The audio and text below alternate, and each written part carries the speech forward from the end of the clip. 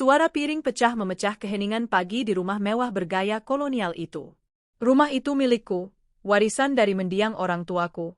Namun rasanya aku hanyalah seorang penumpang gelap, atau lebih tepatnya, pelayan tak digaji di istanaku sendiri. Alea, kamu ini becus nggak sih nyuci piring? Masih ada sabunnya? Teriak Ibu Ratih, mertuaku, sambil melempar piring keramik itu ke lantai. Pecahannya berserakan di dekat kakiku yang telanjang.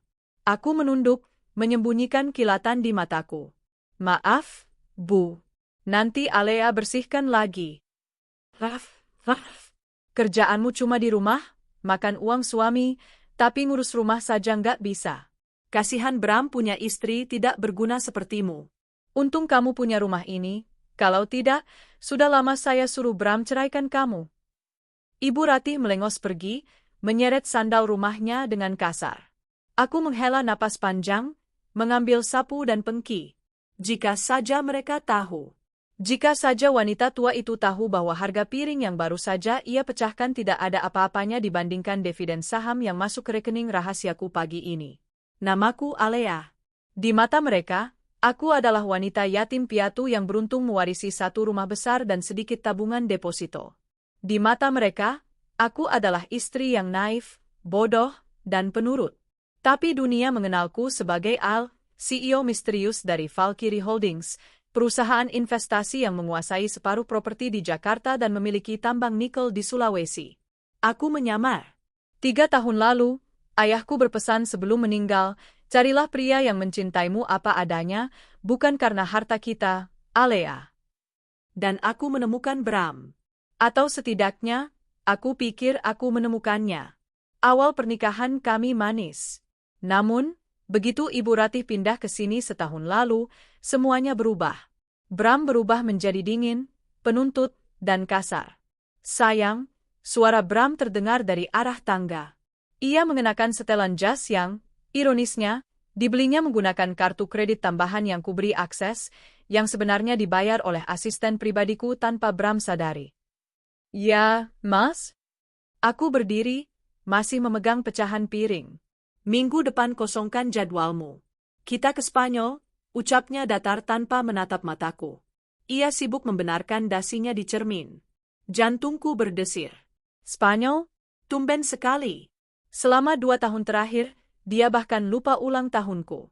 Spanyol? Dalam rangka apa, Mas? Ulang tahun pernikahan kita masih bulan depan. Bram menoleh, tatapannya tajam namun ada sesuatu yang disembunyikan. Ibu ingin liburan. Dia stres di rumah terus lihat kamu yang kerjanya lamban. Anggap saja ini hadiah biar ibu nggak marah-marah terus sama kamu. Dan, anggap saja babi mohon tertunda, siapa tahu sepulang dari sana kamu bisa hamil. Kata-katanya menusuk. Masalah keturunan selalu dijadikan senjata. Padahal aku tahu, dia yang jarang menyentuhku. Baik, Mas. Aku akan siapkan paspor dan bajunya, jawabku pelan. Nggak usah bawa banyak barang, potong Ibu Ratih yang tiba-tiba muncul lagi, kali ini sambil memegang segelas jus jeruk. Kita mau belanja di sana. Bawa baju yang ada di badan saja sama satu koper kecil. Jangan bikin malu penampilanmu yang kampungan itu di Eropa. Tapi Bu, paspor dan dokumen.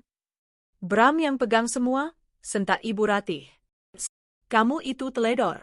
Nanti hilang. Biar Bram yang urus tiket, visa, dan paspor kamu. Kamu tinggal bawa badan. Aku melihat seringai tipis di wajah Bram. Seringai yang seharusnya membuatku waspada. Ada sesuatu yang aneh. Sejak kapan Bram mau repot mengurus administrasi? Biasanya aku yang harus mengurus segalanya, mulai dari membayar pajak mobilnya hingga membelikan pulsa ibunya. Malam itu, saat aku sedang melipat baju ke dalam koper kecilku, sesuai perintah, aku mendengar Bram menelepon di balkon kamar. Pintu kaca sedikit terbuka.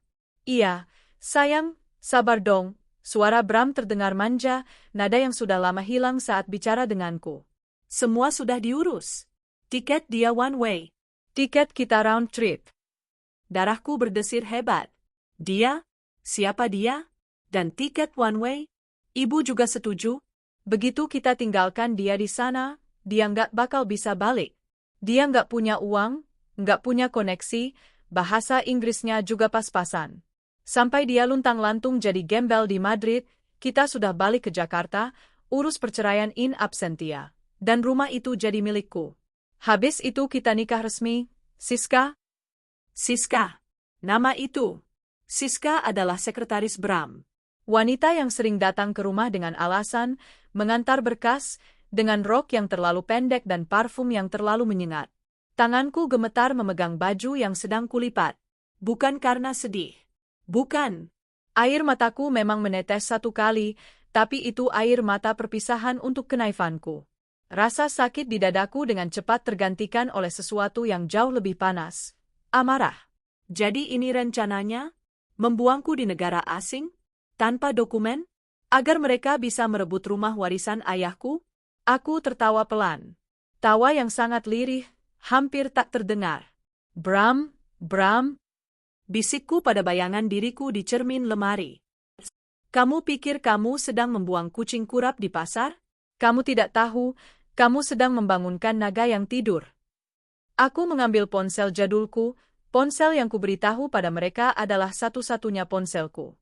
Tapi kemudian, aku merogoh bagian bawah lemari baju, di balik tumpukan kain perca, aku mengambil sebuah benda tipis berwarna hitam. Sebuah smartphone satelit enkripsi tinggi yang hanya dimiliki oleh petinggi militer dan konglomerat level atas. Aku menekan satu tombol. Halo, Nona Alea. Ada perintah? Suara baritone terdengar di seberang sana. Itu suara Pak Hadi, kepala keamanan sekaligus tangan kananku di Valkyrie. Hadi, suaraku tenang, dingin, dan berwibawa. Sangat berbeda dengan nada bicara, istri takut suami, yang biasa kudengarkan pada Bram. Siapkan tim bayangan di Madrid. Level 1. Madrid, Nona? Apakah ada ancaman? Belum. Tapi akan ada tikus-tikus yang mencoba bermain api. Biarkan mereka merasa menang dulu. Oh ya, dan selidiki jadwal penerbangan Bramantio, ibunya, dan seseorang bernama Siska untuk minggu depan. Siap laksanakan, Nona. Apakah Anda butuh pengawalan tertutup selama perjalanan? Tidak usah. Aku ingin melihat sejauh mana mereka berani bertindak. Biarkan aku menikmati sandiwara ini. Aku mematikan sambungan, menyembunyikan kembali ponsel itu, dan kembali melipat baju-baju lusuhku. Besok, kami berangkat ke Spanyol. Mereka berpikir akan mengantarku ke neraka. Padahal, akulah yang akan membukakan pintu neraka untuk mereka. Penerbangan ke Madrid terasa sangat panjang, bukan karena jaraknya, tapi karena muaknya aku melihat tingkah laku mereka. Kami naik kelas ekonomi, tentu saja, Bram beralasan sedang, berhemat, untuk tabungan masa depan, padahal aku tahu dari notifikasi ban yang kusembunyikan, dia baru saja membeli tas Hermes. Dan tas itu tidak ada di tangan Ibu Ratih. Itu pasti untuk Siska. Sesampainya di Bandara Barajas, Madrid, udara musim gugur menyambut kami. Dingin, tapi tidak sedingin tatapan Ibu Ratih saat aku meminta izin ke toilet. Jangan lama-lama. Jangan coba-coba kabur, bentaknya di tengah keramaian terminal kedatangan. Aku hanya mengangguk. Mataku, bagaimanapun, menyapu sekeliling. Insting bisnisku tajam. Aku melihat seorang wanita dengan mantel merah marun, mengenakan kacamata hitam besar, berjalan sekitar 10 meter di belakang kami. Itu Siska. Jadi dia benar-benar ikut. Mereka bahkan tidak berusaha menyembunyikannya dengan rapi. Kami menginap di sebuah hotel bintang 3 di pusat kota Madrid. Bram memesan 2 kamar. Satu untuknya dan Ibu Ratih, satu lagi, yang jauh lebih kecil dan di pojok lorong, untukku. Kamu tidur sini. Jangan ganggu ibu, dia butuh istirahat tenang, kata Bram saat melempar kunci kamar padaku. Dan ingat, paspor, dompet, semua saya pegang. Kamu nggak perlu bawa apa-apa. Kalau mau makan, nanti saya ketuk. Malam pertama di Madrid, aku kelaparan. Mereka pergi makan malam tanpaku. Aku melihat dari jendela kamar, Bram, Ibu Ratih, dan wanita bermantel merah itu masuk ke dalam taksi. Mereka tertawa lepas. Ibu Ratih bahkan merangkul lengan Siska seolah itu adalah menantu impiannya. Aku tidak menangis. Aku justru memesan layanan kamar, bukan dari hotel ini, Tapi aku menggunakan kode daruratku untuk menghubungi manajer Hotel Bintang 5 di seberang jalan untuk mengirimkan makanan secara diam-diam melalui pintu belakang. Paella seafood terbaik dan segelas sangria dinikmati di dalam kamar sempit itu sambil aku menatap layar tablet rahasiaku, memantau pergerakan saham Bram yang menyedihkan.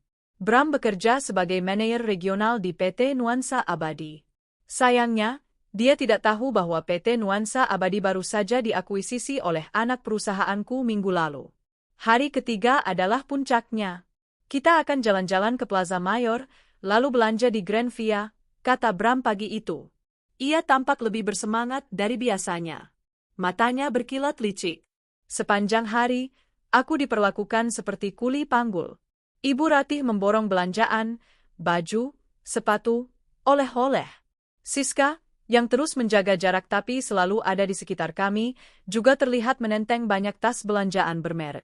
Saat kami berpapasan di sebuah butik Zara, Siska sengaja menabrak bahuku dan berbisik, "Nikmati selagi bisa, pembantu." Aku hanya tersenyum tipis. "Hati-hati, Nona. Jalanan di sini licin bagi orang yang memakai sepatu hasil curian." Wajah Siska memerah padam, tapi dia tidak berani membuat keributan karena Bram memberi kode. Sore harinya, Bram mengajak kami ke bandara lagi. "Loh, Mas? Kita mau pulang sekarang?" Katanya seminggu, tanyaku, pura-pura bingung. "Kita mau ke Barcelona, naik pesawat domestik. Tiketnya sudah dipesan dadakan karena ibu bosan di Madrid," alibi Bram. Dia tampak gugup. Keringat dingin mengalir di pelipisnya. Kami tiba di Terminal 4 Bandara Barajas yang megah dan luas. Keramaian lalu lalang manusia menjadi latar sempurna untuk kejahatan mereka. "Alea, kamu tunggu di sini," perintah Bram saat kami berada di dekat area check-in yang jauh dari kerumunan. Dia menunjuk sebuah bangku besi yang dingin. "Saya mau urus bagasi sama ibu. Kamu jaga tas belanjaan ini. Jangan kemana-mana sampai saya panggil. Ingat, kamu nggak pegang paspor dan uang sepeser pun. Kalau kamu jalan, kamu hilang." "Baik, Mas," kataku patuh. Aku duduk. Bram dan Ibu Ratih berjalan menjauh. Aku melihat mereka bertemu dengan Siska di dekat pilar besar.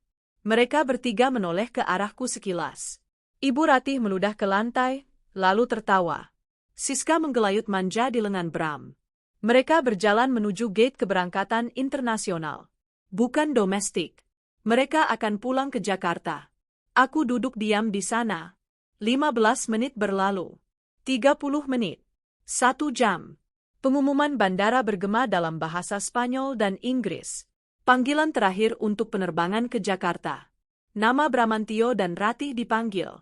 Nama Siska dipanggil. Namaku tidak. Aku melihat jam tangan murahku. Pesawat mereka sudah take off. Mereka benar-benar melakukannya.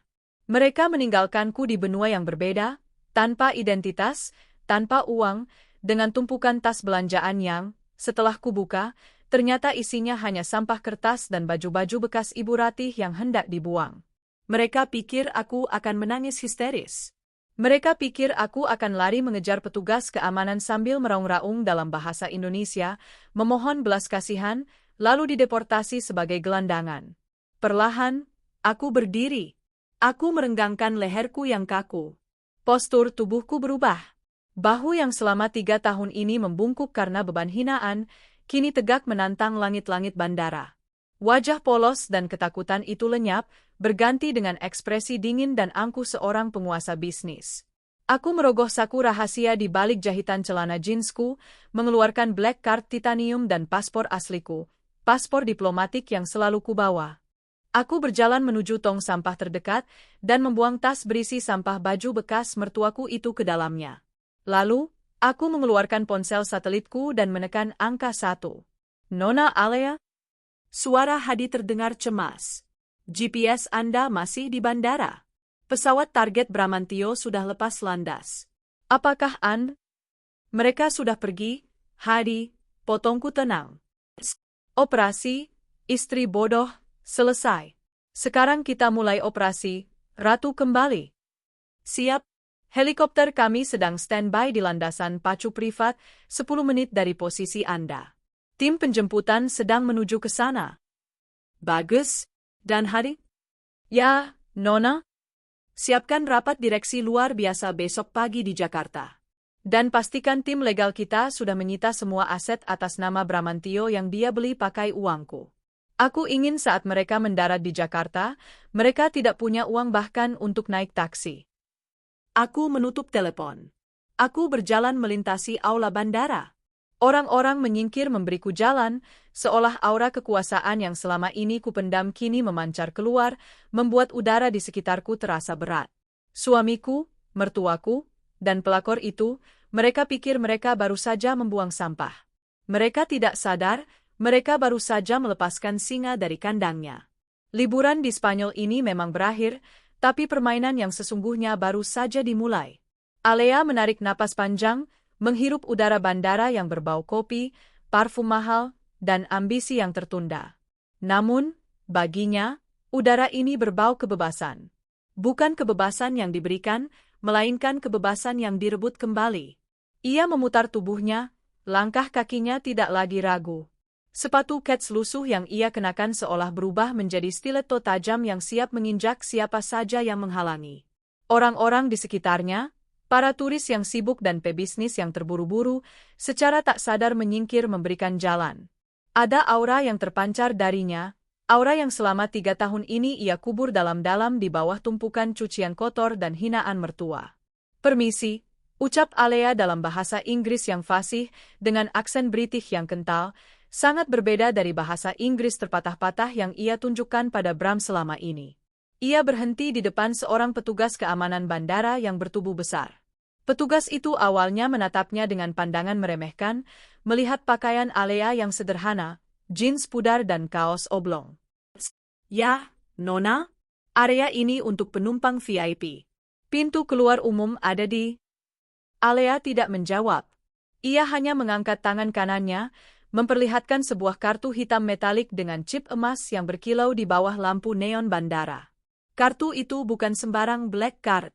Itu adalah Centurion Card edisi khusus yang hanya dimiliki oleh kurang dari 100 orang di dunia. Dan di balik kartu itu, ia menyisipkan paspor bersampul biru tua dengan lambang diplomatik. Mata petugas itu melebar.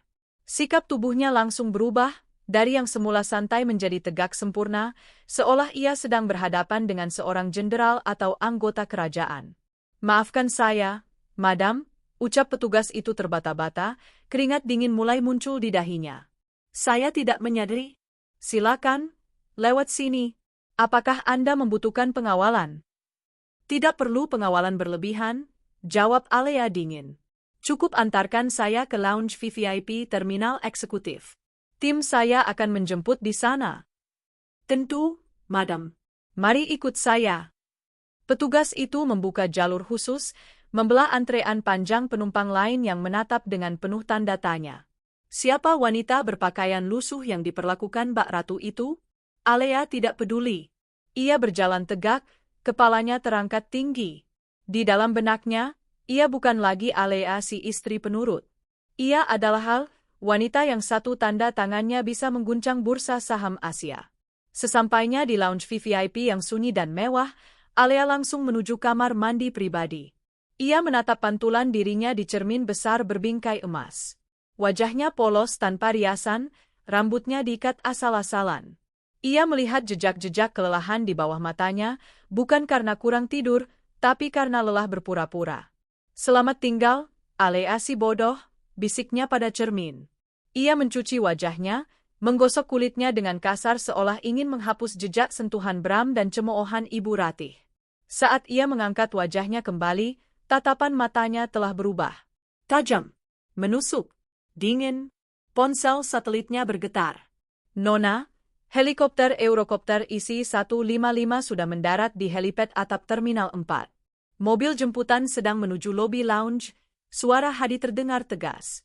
Bagus, apakah pakaian ganti saya sudah disiapkan di pesawat? Sudah, Nona.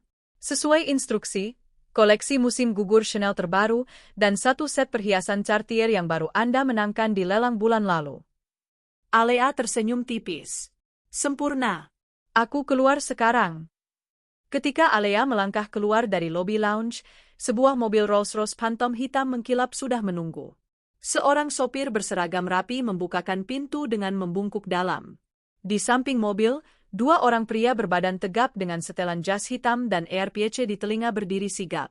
Itu adalah tim keamanan elit Valkyrie Holdings cabang Eropa.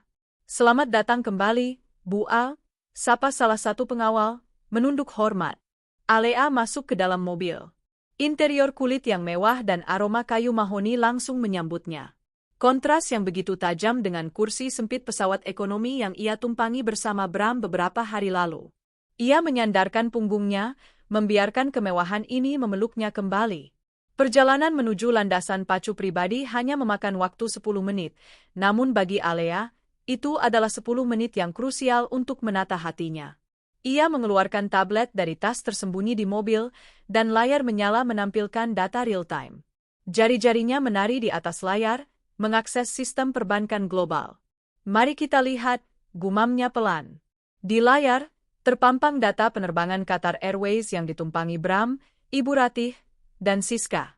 Mereka berada di ketinggian 35.000 kaki, mungkin sedang menikmati champagne murahan di kelas ekonomi premium yang dibanggakan Bram, atau mungkin sedang tertawa-tawa membayangkan Alea menangis di pojokan bandara.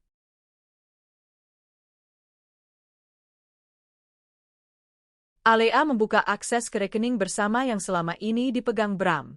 Rekening itu sebenarnya berisi uang bulanan yang Alea transfer secara diam-diam dari warisannya yang diklaim Bram sebagai hasil kerja kerasnya. Saldo, 150 juta rupiah. Cukup banyak untuk foya-foya di Jakarta, pikir Alea. Tapi sayang, uang itu bukan milikmu lagi, Mas.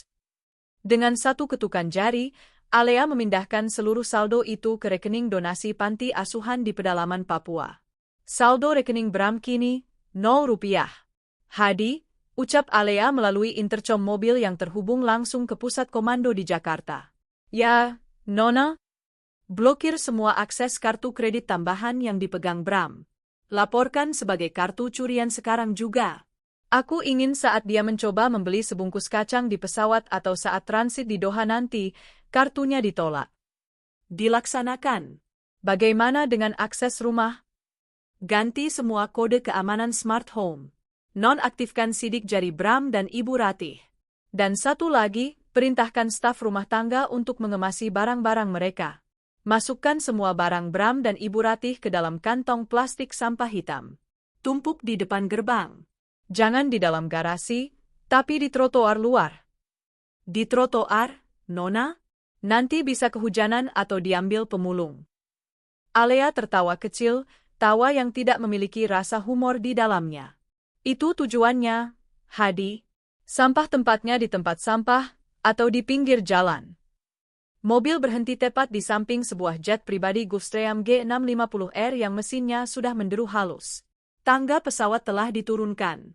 Di sana, berdiri seorang pramugari pribadi yang tersenyum hangat. Alea turun dari mobil, angin kencang dari mesin pesawat menerbangkan rambutnya. Ia tidak menoleh ke belakang lagi. Ia menaiki tangga pesawat dengan mantap. Begitu masuk ke dalam kabin pesawat, suasana hening dan sejuk menyambutnya. Interior pesawat itu didesain khusus sesuai seleranya, minimalis, elegan, dengan dominasi warna krem dan emas. Tidak ada kursi sempit, tidak ada tangisan bayi penumpang lain, tidak ada sikut-sikutan berebut sandaran tangan. Alea langsung menuju kamar tidur utama di bagian belakang pesawat. Di atas kasur king size, terhampar gaun sutra hitam elegan, blazer putih gading, dan sepatu hak tinggi Christian Louboutin. Ia melepas kaos lusuh dan celana jeans yang telah menemaninya selama 3 hari penuh penderitaan di Madrid. Ia melihat tubuhnya di cermin besar kamar mandi pesawat. Ada lebam kecil di lengan atasnya, bekas cengkeraman Bram saat menyeretnya di bandara tadi. Alea menyentuh lebam itu pelan. Rasa sakitnya masih ada, tapi kini rasa sakit itu menjadi bahan bakar. Ini yang terakhir, Bram, bisiknya. Ini terakhir kalinya kau menyentuhku dengan kasar. Ia mandi dengan air hangat, membilas semua kotoran dan kenangan buruk. Ia menggunakan sabun beraroma lavender favoritnya, membiarkan kemewahan kembali meresap ke dalam pori-porinya. Setelah selesai, Alea mengenakan pakaian barunya. Gaun sutra itu membalut tubuhnya dengan sempurna, menonjolkan lekuk tubuh yang selama ini ia sembunyikan di balik daster longgar. Ia mengenakan blazer, lalu memasang anting berlian di telinganya. Terakhir, ia memoleskan lipstik merah menyala di bibirnya. Alea yang keluar dari kamar mandi itu bukanlah Alea yang ditinggal di bandara. Ia adalah sang ratu. Ia berjalan ke area lounge pesawat dan duduk di kursi kulit yang empuk. Pramugari datang membawakan segelas wine vintage tahun 1982 dan sepiring caviar. "Nona, Pak Hadi sudah terhubung di layar konferensi," lapor pramugari itu. Layar besar di hadapan Alea menyala. Wajah Hadi, pria parubaya dengan rambut memutih namun tatapan tajam, muncul di sana. Di belakangnya terlihat suasana kantor pusat Valkyrie Holdings di Jakarta yang sibuk. "Selamat sore waktu Madrid, Nona," sapa Hadi. "Anda terlihat luar biasa." "Simpan pujianmu, Hadi. Kita punya pekerjaan," jawab Alea sambil menyesap wine-nya. "Bagaimana status perusahaan tempat Bram bekerja?" Hadi tersenyum, mengerti arah pembicaraan ini. "PT Nuansa Abadi. Seperti yang Anda tahu, kita baru saja mengakuisisi 60% saham mereka minggu lalu melalui perusahaan cangkang. Secara teknis, Anda adalah pemilik mayoritas tempat suami Anda bekerja." "Bagus. Siapa atasan langsung Bram?" "Pak Rudi. Dia orang lama, tapi sangat takut kehilangan jabatannya." "Hubungi Rudi," perintah Alea dingin. "Katakan padanya, pemilik baru perusahaan ingin melakukan efisiensi. Posisi manajer regional yang dipegang Bramantio dievaluasi. Temukan celah." "Aku yakin Bram sering melakukan markup anggaran atau menggelapkan dana operasional. Dia orang yang serakah, pasti ada jejaknya." "Kami sudah melakukan audit forensik diam-diam pagi ini, Nona. Dan benar dugaan Anda. Ada penyelewengan dana sekitar 2 miliar rupiah selama 2 tahun terakhir untuk keperluan pribadi yang disamarkan sebagai biaya entertain klien. Buktinya sudah lengkap." Mata Alea berbinar. "Sempurna. Jangan pecat dia dulu." Hadi mengerutkan kening. Jangan pecat dia lewat email atau telepon. Itu terlalu mudah." Alea tersenyum miring. "Biarkan dia masuk kantor hari Senin nanti. Biarkan dia merasa bangga setelah liburan ke Eropa. Aku ingin dia dipecat di depan umum, di lobi kantor, saat semua karyawan sedang berkumpul. Dan aku ingin hadir di sana." "Dimengerti, Nona." "Kejam sekali," komentar Hadi, namun nada suaranya penuh kekaguman. "Dia meninggalkan istrinya di negara asing tanpa uang dan dokumen, Hadi. Kejam adalah bahasa yang dia ajarkan padaku." Alea memutar gelas wine-nya. "Lalu, bagaimana dengan rumah warisanku?" "Sertifikat rumah itu aman di brankas bank atas nama Anda. Tapi secara fisik, Ibu Rati dan Bram memegang kunci duplikat. Kami sudah mengirim tim keamanan untuk mengganti semua kunci fisik dan digital seperti perintah Anda. Kami juga sudah memasang CCTV tambahan di setiap sudut." "Bagus. Dan Siska?" "Siska Aryani, sekretaris Bram. Tinggal di apartemen sewaan di Jakarta Selatan. Cicilan mobilnya menunggak 2 bulan. Dia sangat bergantung pada bonus dari Bram." Alea mengangguk. "Putus sumber dananya, dan dia akan menggigit tangan yang memberinya makan. Wanita seperti Siska tidak setia pada orangnya, dia setia pada uangnya.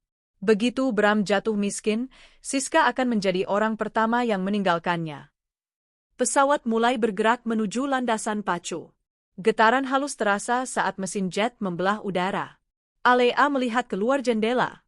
Lampu-lampu kota Madrid mulai berkelip di bawah sana seiring pesawat menanjak naik. Di suatu tempat di bawah sana, di terminal bandara yang dingin, kenangan akan dirinya yang bodoh tertinggal selamanya. Ia meninggalkan Alea yang lemah di aspal Madrid. "Hadi, siapkan tim penyambutan di Bandara Halim Perdana Kusuma besok pagi. Aku ingin konvo penuh. Dan pastikan media bisnis tahu bahwa CEO Valkyrie Holdings kembali dari perjalanan bisnis penting. Aku ingin wajahku ada di halaman depan majalah bisnis minggu depan." "Tapi Nona, itu berarti penyamaran Anda terbongkar sepenuhnya. Bram dan keluarganya akan melihatnya." "Itu intinya, Hadi." Alea menatap tajam ke kamera. "Sudah waktunya tirai dibuka. Panggung sandiwara sudah selesai. Sekarang waktunya eksekusi. Pesawat menembus awan, meninggalkan Spanyol jauh di belakang. Alea menyandarkan kepalanya. Rasa lelah fisik mulai menyerang, namun adrenalin balas dendam membuatnya tetap terjaga. Ia memejamkan mata, membayangkan wajah Bram dan Ibu Ratih saat mereka tiba di rumah nanti. Mereka akan menemukan gerbang terkunci. Mereka akan marah. Mereka akan berteriak memanggil nama Alea, mengira Alea masih bisa disuruh-suruh. Dan saat itu terjadi, Alea akan sedang duduk di kursi kebesarannya di lantai teratas gedung pencakar langitnya, menatap mereka dari layar CCTV sambil menikmati kopi termahal di dunia. "Tunggu aku di Jakarta, suamiku sayang," bisiknya lirih. "Oleh-oleh dari Spanyol yang kubawa untukmu bukan gantungan kunci atau coklat, tapi kehancuran total hidupmu." Di ketinggian 40.000 kaki, di atas samudra yang luas, sang ratu tertidur dengan senyum kemenangan di bibirnya. Sementara Alea sedang menikmati penerbangan mewahnya dalam jet pribadi, di belahan langit yang berbeda, suasana di dalam kabin kelas ekonomi pesawat komersial yang ditumpangi Bram, Ibu Ratih, dan Siska terasa sesak. "Sempit sekali si kursi ini," keluh Ibu Ratih sambil mencoba meluruskan kakinya. Lututnya membentur kursi di depannya, membuat penumpang di depan menoleh dengan tatapan kesal. "Sabar, Bu," ucap Bram yang duduk di sebelah ibunya. "Kan sudah aku bilang, kita harus berhemat sedikit untuk renovasi rumah nanti. Kalau kita naik bisnis, uangnya habis di tiket." Siska, yang duduk di kursi lorong di sebelah Bram, cemberut. Ia memutar-mutar majalah in-flight shopping dengan bosan. "Katanya mau naik bisnis, Mas. Teman-temanku di kantor sudah pada tahu aku ke Eropa. Malu dong kalau update story Instagram kursinya sempit begini." Bram mengelus tangan Siska dengan lembut. "Sayang, ini cuma sementara. Pikirkan masa depan kita. Begitu kita sampai di Jakarta, rumah mewah itu jadi milik kita sepenuhnya. Kita bisa jual mobil Alea yang tua itu, lalu beli mobil baru buat kamu. Mercy, BMW, kamu tinggal pilih." Mata Siska langsung berbinar mendengar merek-merek mobil mewah itu. "Beneran, Mas? Kamu janji ya?" "Janji dong. Kan penghalang utama kita sudah hilang." Bram tersenyum licik, membayangkan Alea yang ia tinggalkan sendirian di bandara. Mereka bertiga tertawa kecil. Tawa yang terdengar janggal di antara dengkuran halus penumpang lain yang sedang tidur. Bagi mereka, apa yang mereka lakukan bukanlah kejahatan, melainkan strategi bertahan hidup. Mereka merasa berhak atas kebahagiaan itu, seolah penderitaan Alea adalah harga yang pantas dibayar untuk kenyamanan mereka. "Kamu yakin si Alea itu nggak bakal bisa pulang?" bisik Ibu Ratih, mencondongkan tubuhnya ke arah Bram. "Yakin 100%, Bu," jawab Bram penuh percaya diri. "Paspornya ada di tasku. Dompetnya juga. Dia cuma pegang baju di badan. Bahasa Inggris dia nol besar, apalagi bahasa Spanyol. Dia pasti sekarang sedang menangis di pojokan bandara, menunggu kita kembali menjemputnya. Tapi kita nggak akan pernah kembali." "Bagus," desis Ibu Ratih puas. "Anak itu memang pembawa sial. Sejak dia masuk ke keluarga kita, rezeki kamu seret, Bram. Lihat saja, baru kita tinggalkan dia beberapa jam, rasanya udara jadi lebih segar. Beban hidup ibu rasanya hilang. Lagi pula, rumah itu terlalu besar untuk dia urus sendirian," timpal Siska. "Nanti kalau kita sudah nikah, Mas, aku mau kamar utamanya dirombak total ya. Aku nggak suka wallpaper bunganya Alea. Norat, aku mau gaya minimalis modern. Terus dapur itu harus diganti semua perabotnya." Iya, semuanya buat kamu." Bram mengangguk-angguk seperti kerbau dicocok hidung. Lampu tanda sabuk pengaman dipadamkan. Para pramugari mulai berkeliling membawa troli makanan dan duty free. Aroma parfum mahal dan kosmetik bermerek menyeruak saat troli itu berhenti tepat di samping kursi Siska. Mata Siska tertuju pada sebuah kalung emas putih dengan liontin berlian kecil yang terpajang di etalase kaca troli itu. "Mas Bram," rengek Siska sambil menunjuk kalung itu. "Cantik banget. Buat tanda jadi pernikahan kita nanti, boleh nggak? Kan murah, cuma 500 euro.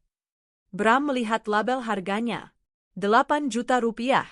Sebenarnya agak mahal untuk ukuran dompetnya saat ini, tapi ego lelakinya sedang melambung tinggi. Dia merasa sudah menjadi tuan rumah di istana Alea. Ambil saja, sayang.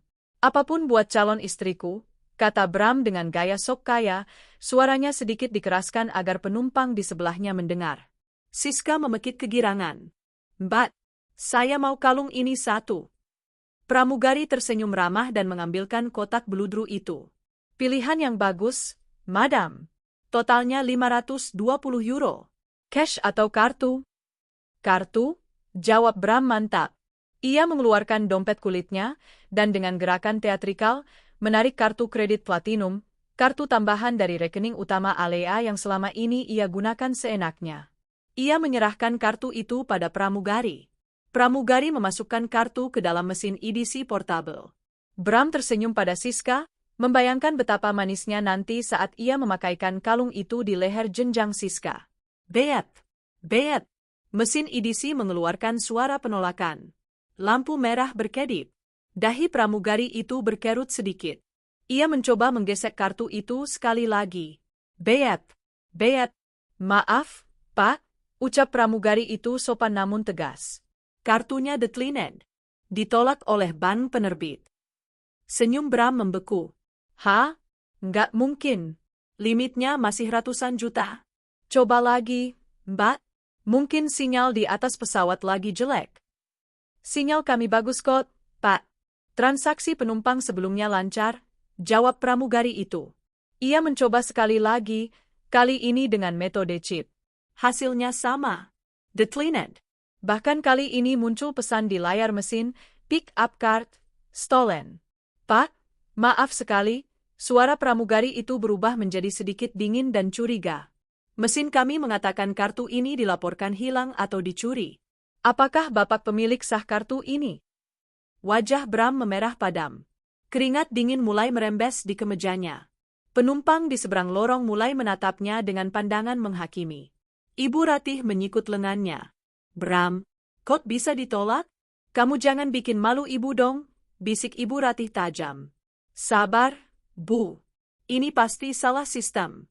Bank di Indonesia suka error kalau dipakai di luar negeri, elak Bram panik.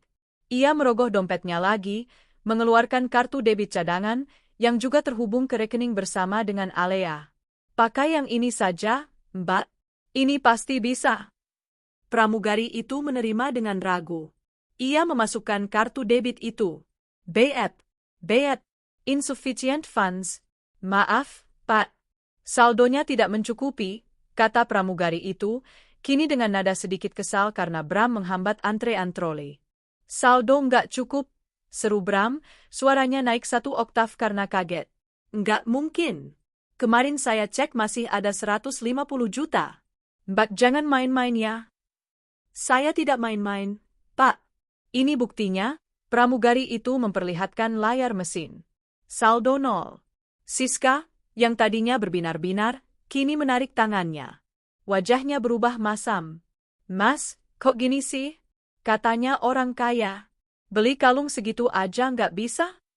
Bukan nggak bisa, sayang. Ini pasti Bram menghentikan kalimatnya. Tidak mungkin Alea. Alea tidak tahu apa-apa soal perbankan. Alea bahkan tidak punya ponsel untuk memblokir kartu. Lagi pula, Alea ada di bandara tanpa akses apapun. Maaf, Pak. Kalau tidak ada metode pembayaran lain, saya harus lanjut melayani penumpang lain, kata pramugari itu, mengambil kembali kotak kalung dari tangan Siska yang sudah siap memakainya. Siska menatap kalung itu ditarik menjauh dengan tatapan nanar. Mas Bram malu-maluin banget sih. Siska, dengerin dulu. Ah, udahlah, aku mau tidur. Siska membuang muka, menarik selimut sampai menutupi kepalanya, memunggungi Bram. Ibu Ratih mencubit paha Bram keras-keras. Kamu ini gimana sih? Katanya sudah diatur semua. Kok saldo kosong? Uangnya kemana? Aku nggak tahu, Bu. Bram berbisik histeris.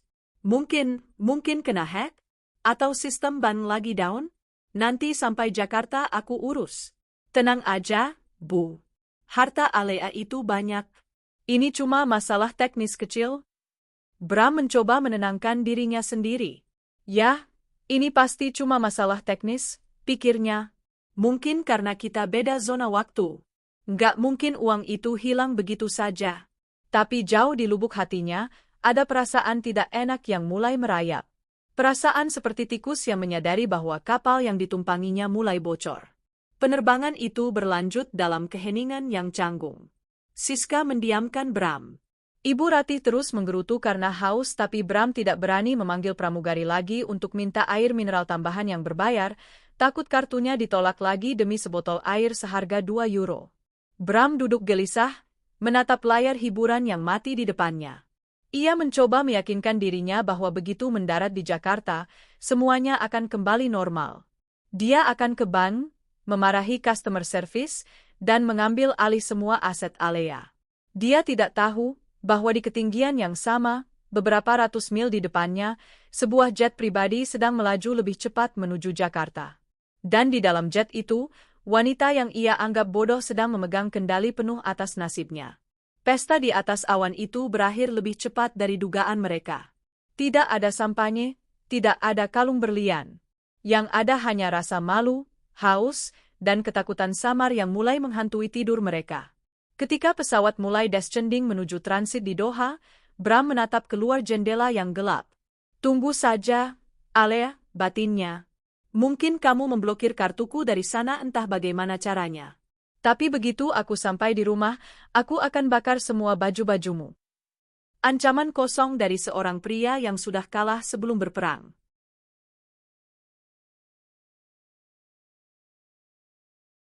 Hujan deras mengguyur Jakarta malam itu, seolah langit ikut menangis melihat kedatangan 3 manusia berhati batu. Petir menyambar, menerangi langit gelap Bandara Soekarno-Hatta yang sibuk. Bram, Ibu Ratih, dan Siska menyeret langkah mereka keluar dari terminal kedatangan internasional. Wajah mereka kusut. Penerbangan panjang dengan transit yang melelahkan, ditambah insiden kartu kredit yang memalukan di atas pesawat, telah menguras habis energi dan kesabaran mereka. Mana jemputannya, Bram?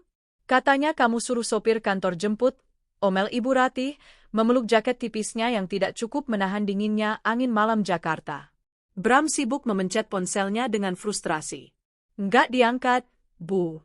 Pak Maman ini kebiasaan. Sudah saya dari tadi nggak dibalas-balas. Duh, Mas, aku capek banget nih, renget Siska, yang make up-nya sudah luntur. Kaki aku sakit pakai heels terus. Panggil taksi online aja kenapa sih? Bram menggertakkan gigi. Dia baru ingat, aplikasi taksi online-nya juga terhubung ke kartu kredit yang sama, kartu yang ditolak di pesawat. Dia mencoba memesan, dan benar saja, aplikasi menolak pesanannya dengan notifikasi payment failed. Kita naik taksi bandara biasa saja, putus Bram, berusaha menyembunyikan kepanikan barunya. Dia merogoh saku, menghitung lembaran uang tunai rupiah yang tersisa. Hanya ada 500.000. Cukup untuk taksi, tapi menipis untuk makan malam mewah yang dijanjikan pada Siska. Mereka akhirnya masuk ke dalam taksi bandara yang aromanya sedikit apek. Ibu Ratih duduk di depan, sementara Bram dan Siska di belakang. Sepanjang perjalanan menuju kawasan elit Pondok Indah, suasana hening. Siska sibuk bermain ponsel, Ibu Ratih tertidur dengan mulut sedikit terbuka, dan Bram menatap jalanan yang macet dengan perasaan was-was yang semakin membesar. Kenapa perasaanku nggak enak? Batin Bram. Dia mencoba membuka aplikasi M-Banking di ponselnya untuk mengecek saldo lagi. Akun diblokir. Silakan hubungi call center. Jantung Bram serasa berhenti berdetak. Diblokir? Bagaimana mungkin? Mas, kenapa mukanya pucat gitu? Tanya Siska tanpa menoleh dari layar ponselnya. Enggak apa-apa. Masuk angin dikit, dusta Bram. Dia tidak berani bilang pada Siska bahwa dia baru saja kehilangan akses ke seluruh uangnya. Nanti saja, pikirnya. Sampai rumah, aku akan telepon bank pakai telepon rumah. Pasti cuma kesalahan sistem karena aku login dari luar negeri. 1 jam kemudian, taksi berhenti di depan sebuah gerbang besi hitam yang menjulang tinggi. Rumah itu terlihat megah di bawah guyuran hujan, namun ada yang berbeda. Lampu taman yang biasanya redup romantis, kini mati total. Hanya lampu sorot keamanan yang menyala terang, mengarah langsung ke gerbang, seolah menyorot siapapun yang berani mendekat. Hah, Akhirnya sampai juga di istanaku, desah Ibu Ratih, terbangun saat taksi berhenti. Bram, bayar taksinya. Ibu mau langsung mandi air hangat. Bram membayar sopir taksi dengan tangan gemetar, menghabiskan hampir separuh sisa uang tunainya. Mereka turun, menurunkan koper-koper belanjaan dari bagasi. Taksi pun berlalu, meninggalkan mereka bertiga di trotoar yang basah. Bram merogoh saku celananya, mengambil kunci gerbang. Dia mencoba memasukkan anak kunci ke lubang gembok gerbang kecil. Klek, klek. Kunci itu tidak mau berputar. Kenapa, Mas? Susah ya? Tanya Siska yang berdiri memayungi dirinya sendiri dengan tas tangan mahalnya. Macet nih. Mungkin karatan kena hujan, gumam Bram. Dia mencoba lagi, kali ini dengan paksa. Tetap tidak bisa. Anak kunci itu bahkan tidak masuk sepenuhnya. Minggir, biar ibu yang coba. Kamu itu laki-laki tapi tenaga kayak kerupuk. Ibu Ratih merebut kunci itu dengan kasar. Dia mencoba memasukkannya, menggedor-gedor gembok itu.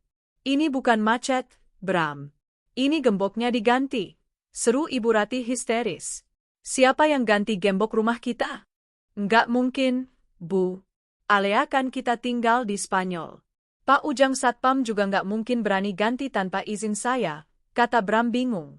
Dia berjalan mendekati pos Satpam di balik pagar. Pos itu gelap, tapi dia bisa melihat bayangan seseorang duduk di dalamnya. Pak, Woi. Buka gerbangnya, teriak Bram sambil mengguncang pagar besi itu. Pintu pos Satpam terbuka. Tapi yang keluar bukan Pak Ujang, Satpam tua yang biasa mereka suruh-suruh mencuci mobil. Yang keluar adalah seorang pria berbadan raksasa, mengenakan seragam safari hitam ketat yang menonjolkan otot-ototnya. Wajahnya datar, tanpa ekspresi, dengan ERPC melingkar di telinga. Di pinggangnya terselip pentungan dan taser gun. Bram mundur selangkah karena kaget. Siapa kamu? Mana Pak Ujang? Pria itu berjalan mendekat ke gerbang, tidak membukanya, hanya berdiri menjulang di balik jeruji besi. Dia menatap Bram, Ibu Ratih, dan Siska bergantian dengan tatapan intimidasi. Pak Ujang sudah pensiun dini kemarin sore, jawab pria itu dengan suara berat. Saya kepala keamanan baru di sini. Ada keperluan apa? Keperluan apa? Kamu buta ya? Saya pemilik rumah ini. Ini suami saya, sentak Ibu Ratih, menunjuk Bram. Buka gerbangnya sekarang. Saya mau masuk. Satpam itu tidak bergeming. Dia mengeluarkan sebuah tablet dari saku safarinya, mengecek sesuatu, lalu menggeleng. Maaf, Bu. Dalam daftar pemilik rumah dan penghuni yang diizinkan masuk, tidak ada nama Bramantio maupun Ratih. Apa? Matanya melirik sinis ke arah Siska, tamu tak diundang. Kurang ajar? Bram meledak marahnya. Saya Bramantio, suami Alea. Alea yang punya rumah ini, dan saya suaminya. Berarti saya tuan rumah di sini. Buka atau saya lapor polisi karena kamu menyandera rumah saya. Satpam itu tersenyum tipis, senyum yang meremehkan. Silakan lapor polisi, Pak. Tapi sebelum itu, mungkin Bapak mau melihat sampah yang ditinggalkan pemilik rumah untuk Bapak. Satpam itu menunjuk ke arah sudut pagar, di bawah pohon beringin yang rimbun di luar area gerbang. Di sana, tertumpuk sekitar 10 kantong plastik sampah hitam besar, polybag, yang basah kuyup terkena hujan. Apa itu? Tanya Siska jijik. Itu barang-barang pribadi kalian, jawab Satpam itu santai. Nona Al memerintahkan kami untuk membersihkan rumah dari hama dan kotoran. Semua baju, sepatu, dokumen, dan barang-barang yang ada di kamar Bapak dan Ibu, sudah kami packing rapi di sana. Silakan diambil sebelum diangkut truk sampah besok pagi. Ah, apa? Lutut Ibu Ratih lemas seketika. Nona Al? Siapa Al? Alea maksudmu? Alea masih di Spanyol. Dia nggak mungkin bisa melakukan ini. Saya tidak tahu siapa Alea yang Ibu maksud. Pemilik rumah ini adalah Nona Al, CEO Valkyrie Holdings. Dan beliau memberikan instruksi tegas, tidak ada orang bernama Bramantio yang boleh menginjakkan kaki 1 sentimeter pun ke dalam properti ini. Bram berlari ke arah tumpukan kantong sampah itu. Dia merobek salah satu kantong dengan panik. Isinya berhamburan keluar ke atas trotoar yang becek, jas-jas mahalnya, kemeja kerjanya, koleksi jam tangannya, yang ternyata palsu, dan daster-daster Ibu Ratih. Semuanya bercampur baur, basah, dan kotor terkena lumpur. Bajingan, raung Bram di tengah hujan. Dia memegang jas Armaninya yang kini penuh lumpur. Ini gila. Ini kriminal. Alea, keluar kamu. Bram kembali lari ke gerbang, menggedor-gedornya dengan gila. Alea, aku tahu kamu di dalam.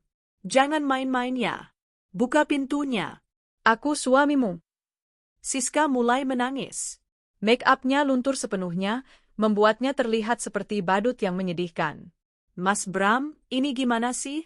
Katanya kita mau langsung istirahat? Kok jadi gelandangan gini? Ibu Ratih terduduk di aspal basah, memegangi dadanya. Rumahku, kamarku, hartaku.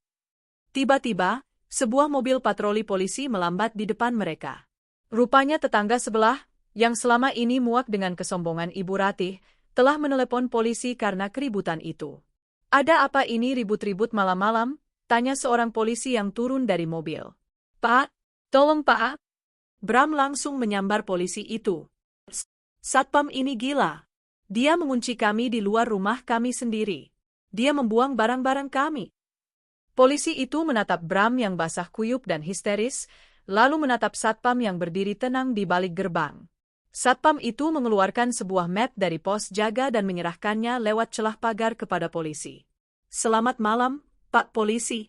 Ini salinan sertifikat kepemilikan rumah atas nama Nona Al, surat kuasa penuh pengamanan aset, dan surat perintah pengosongan barang-barang milik saudara Bramantio yang sudah ditandatangani oleh pengacara, jelas Satpam itu dengan sangat profesional. Polisi itu membaca dokumen tersebut di bawah sorot lampu senter. Dia mengangguk-angguk, lalu menatap Bram dengan pandangan kasihan. Pak, dokumen ini sah. Rumah ini milik Nona Al, Bapak tidak punya hak masuk. Kalau Bapak memaksa masuk atau merusak gerbang, Bapak bisa saya tangkap atas tuduhan perusakan properti dan masuk tanpa izin. Tapi saya suaminya, jerit Bram putus asa. Itu urusan perdata, Pak. Urusan rumah tangga. Silakan diselesaikan di pengadilan agama.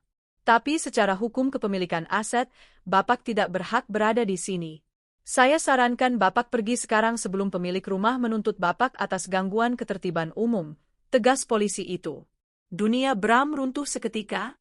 Hujan semakin deras, menyamarkan air mata kemarahan dan ketakutan yang mulai mengalir di pipinya. Di belakangnya, Siska membanting tasnya ke aspal. Mas Bram penipu. Katanya orang kaya. Katanya rumah ini punya kamu. Ternyata kamu numpang doang. Siska, dengerin dulu. Nggak mau. Aku pulang. Siska berbalik, mencoba menyetop taksi yang lewat, meninggalkan Bram dan ibunya yang masih shock di depan gerbang istana yang kini tertutup selamanya bagi mereka. Bram menatap gerbang tinggi itu. Di lantai 2, di kamar utama yang dulu dia tempati, lampu menyala terang. Dia melihat siluet seseorang berdiri di balik tirai jendela. Siluet wanita yang memegang gelas anggur, menatap ke bawah. Meskipun jauh dan gelap, Bram bisa merasakan tatapan itu. Itu Alea. Istri yang dia buang, kini menatapnya dari ketinggian seperti Dewi Nemesis yang sedang menghukum pendosa. Dan untuk pertama kalinya dalam hidupnya, Bramantio merasa sangat kecil. Matahari pagi di Jakarta terbit dengan sinis, menyinari dua sosok menyedihkan yang duduk di bangku beton halte bus, tak jauh dari kompleks perumahan Pondok Indah. Mereka adalah Bram dan Ibu Ratih. Mereka menghabiskan malam di sebuah losmen murah yang pengap di pinggiran kota, tempat satu-satunya yang mau menerima sisa uang tunai receh di saku Bram. Kasur yang keras, suara bising kendaraan, dan nyamuk yang berpesta pora membuat mereka tidak bisa memejamkan mata barang sedetik pun. Baju Bram, kemeja yang kemarin ia pakai di pesawat, kini kusut, kotor, dan berbau apek. Ibu Ratih lebih parah lagi. Rambutnya yang biasanya disasak rapi kini acak-acakan seperti sarang burung. Wajahnya yang biasa dipoles bedak tebal kini berminyak dan kusam. Ini semua pasti mimpi buruk, Bram, gumam Ibu Ratih dengan suara serak. Matanya bengkak. Alea nggak mungkin ada di rumah itu. Dia di Spanyol. Paspornya ada di tas kamu kan? Bram meraba saku jasnya yang kotor. Masih Bu. Paspor, dompet, semua ada di sini. Makanya aku bingung. Siapa perempuan di jendela semalam? Mungkin hantu. Jangan ngaco kamu. Hantu kok main properti, senta Ibu Ratih. Pasti dia punya simpanan. Atau dia jual rumah itu diam-diam ke orang lain. Kita harus labrak dia. Kita harus masuk. Tapi, Bu, polisi persetan sama polisi. Ini rumah anakku. Rumah mantuku. Ayo, kita ke sana lagi sekarang. Siang hari begini satpam gila itu nggak mungkin berani macam-macam di depan warga. Dengan langkah tertatih dan perut keroncongan, mereka berjalan kembali menuju rumah mewah itu. Jarak 1 kilometer terasa seperti maraton bagi mereka yang terbiasa naik mobil ber-AC. Sesampainya di depan gerbang hitam yang menjulang tinggi itu, suasana tampak berbeda dari semalam. Hujan sudah reda, menyisakan genangan air di aspal. Namun, tumpukan sampah barang-barang mereka sudah hilang. Bersih. Seolah jejak keberadaan mereka di rumah itu sudah dihapus total oleh Dinas Kebersihan pagi buta tadi. Gerbang itu tertutup rapat. Tapi kali ini, ada 2 orang satpam berseragam safari yang berdiri tegap di depan pos. Bukan satpam yang semalam, tapi posturnya sama-sama mengintimidasi. Bram mengumpulkan sisa keberaniannya. Ia memegang jeruji besi gerbang. Permisi, saya mau bertemu pemilik rumah, teriak Bram. Suaranya serak, tidak lagi berwibawa. Salah satu satpam menoleh, lalu berbicara melalui ERPC-nya. Target terlihat di gerbang utama. Kondisi menyedihkan. Apakah diizinkan masuk? Bram dan Ibu Ratih saling pandang. Target? Detik berikutnya, terdengar suara dengungan mesin hidrolik. Gerbang besi raksasa itu perlahan terbuka. Bukan hanya pintu kecilnya, tapi gerbang utamanya terbuka lebar-lebar, seolah menyambut tamu agung. Atau mungkin, menyambut mangsa yang masuk ke perangkap. Silakan masuk, ucap satpam itu datar, tanpa senyum, tanpa hormat. Tangannya menunjuk ke arah pintu utama rumah yang terbuka. Bram merasa ada yang salah. Instingnya berteriak untuk lari, tapi rasa lapar, lelah, dan ego Ibu Ratih mendorongnya masuk. Nah, lihat kan, mereka takut sama kita, bisik Ibu Ratih penuh kemenangan semu. Ia berjalan mendahului Bram, menyeret langkahnya yang berat menaiki undakan teras marmer. Mereka masuk ke dalam ruang tamu. Seketika, langkah mereka terhenti. Mulut Ibu Ratih menganga. Rumah itu berubah. Furnitur lama yang norak pilihan Ibu Ratih sudah lenyap. Sofa kulit imitasi berwarna merah marun yang dibanggakan Ibu Ratih sudah tidak ada. Gantinya adalah set sofa minimalis dari Roche Bobois berwarna krem yang elegan. Lukisan pasar murah yang dulu tergantung di dinding diganti dengan karya seni abstrak yang terlihat sangat mahal. Lantai marmer itu berkilau, memantulkan cahaya lampu kristal yang menggantung megah di langit-langit. Ada aroma bunga lili segar yang memenuhi ruangan, menggantikan bau masakan yang biasanya menguar dari dapur. Dan bukan hanya itu. Di sudut ruangan, berdiri 2 orang pelayan berseragam hitam putih rapi, menunduk hormat. Bukan Bak Inah pembantu lama yang sering dibentak-bentak Ibu Ratih. Ini adalah staf profesional. Ini rumah siapa? Desis Bram bingung. Bu, kita salah rumah? Tidak, Tuan Bramantio. Anda tidak salah rumah, sebuah suara wanita terdengar dari arah tangga utama. Suara itu tenang, dingin, dan memiliki otoritas yang membuat bulu kuduk Bram meremang. Bram dan Ibu Ratih mendongak. Di puncak tangga melingkar itu, berdiri seorang wanita. Bram harus menyipitkan mata untuk mengenali sosok itu. Itu Alea. Tapi bukan Alea yang ia kenal. Alea yang ia kenal selalu memakai daster batik lusuh atau kaos oblong longgar. Rambutnya selalu dikuncir asal-asalan. Wajahnya selalu menunduk takut. Wanita di tangga itu mengenakan setelan pantsuit sutra berwarna putih gading yang membalut tubuhnya dengan sempurna, menampilkan postur yang tegap dan percaya diri. Rambut hitamnya digerai bergelombang, berkilau sehat di bawah cahaya lampu. Wajahnya dipoles make-up tipis namun tajam, menonjolkan tulang pipi dan matanya yang kini menatap mereka dengan sorot merendahkan. Di lehernya melingkar kalung berlian Cartier, asli, bukan imitasi seperti yang diminta Siska di pesawat. Dan di jari-jarinya, Tidak ada cincin kawin murahan yang dulu diberikan Bram. Ah, Alea, panggil Bram terbata. Itu kamu? Alea tidak menjawab. Ia menuruni tangga perlahan. Setiap ketukan sepatu stilettonya di lantai marmer terdengar seperti hitungan mundur bom waktu. Tak, tak, tak. Ia berhenti di anak tangga terakhir, berdiri sekitar 3 meter dari Bram dan Ibu Ratih. Ia menatap mereka dari ujung rambut sampai ujung kaki, lalu menutup hidungnya sedikit dengan sapu tangan sutra. Baunya, ucap Alea pelan pada kepala pelayan di sebelahnya. Tolong nyalakan air purifier level maksimal setelah mereka pergi nanti. Baik, Nona, jawab pelayan itu sigap. Wajah Ibu Ratih memerah padam karena penghinaan itu. Heh, dasar anak durhaka.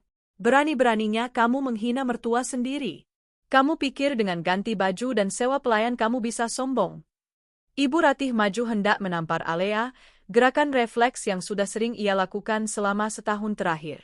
Namun sebelum tangannya menyentuh pipi Alea, seorang pengawal bayangan muncul entah dari mana, menangkap pergelangan tangan Ibu Ratih di udara dengan cengkeraman besi.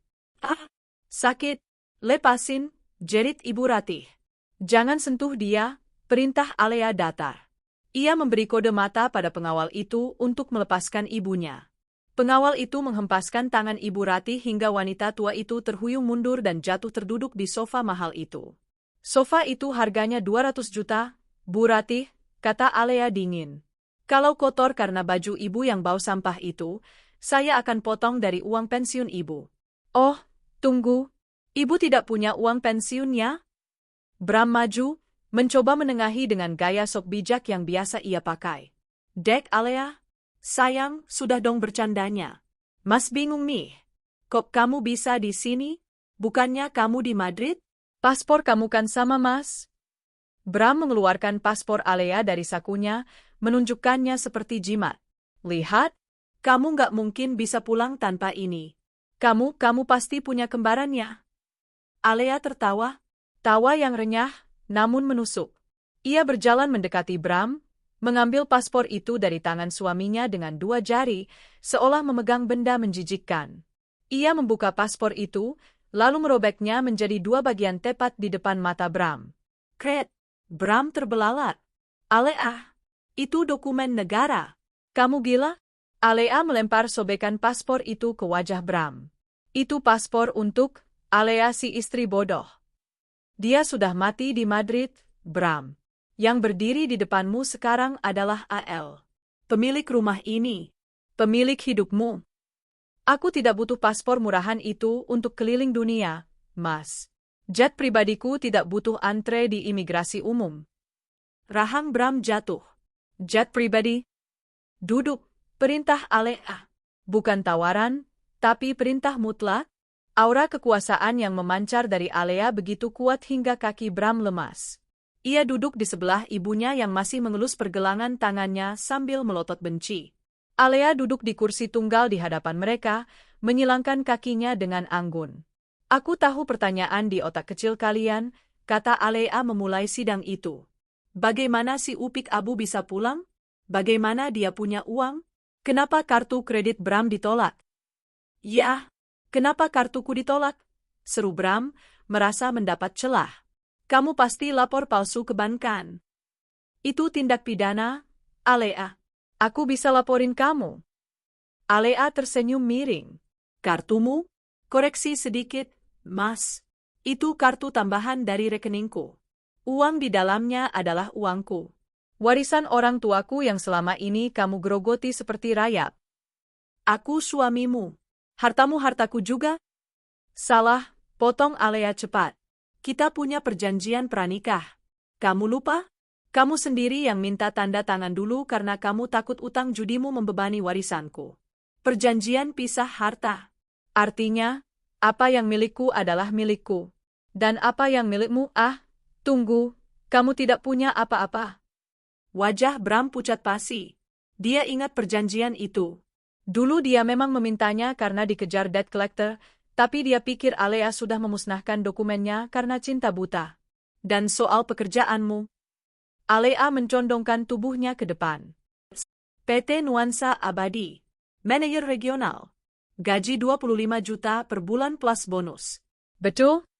Kenapa kamu tahu detail gajiku? Bram mulai berkeringat dingin. Karena aku yang menggajimu, Bram, bisik Alea. Hening.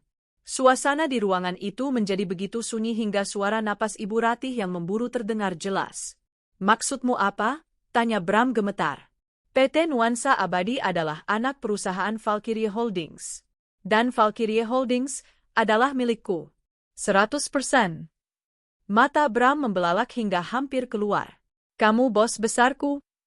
Secara teknis, aku bos dari bosmu, koreksi Alea santai. Dan sebagai pemilik perusahaan, aku sudah melihat laporan auditmu pagi ini. Penggelapan dana operasional, markup biaya perjalanan dinas, dan penggunaan fasilitas kantor untuk kepentingan pribadi, termasuk tiket pesawat Siska. Alea berdiri, berjalan menuju meja di sudut ruangan dan mengambil sebuah map merah. Ia melemparkannya ke pangkuan Bram. Itu surat pemecatanmu. Tidak hormat.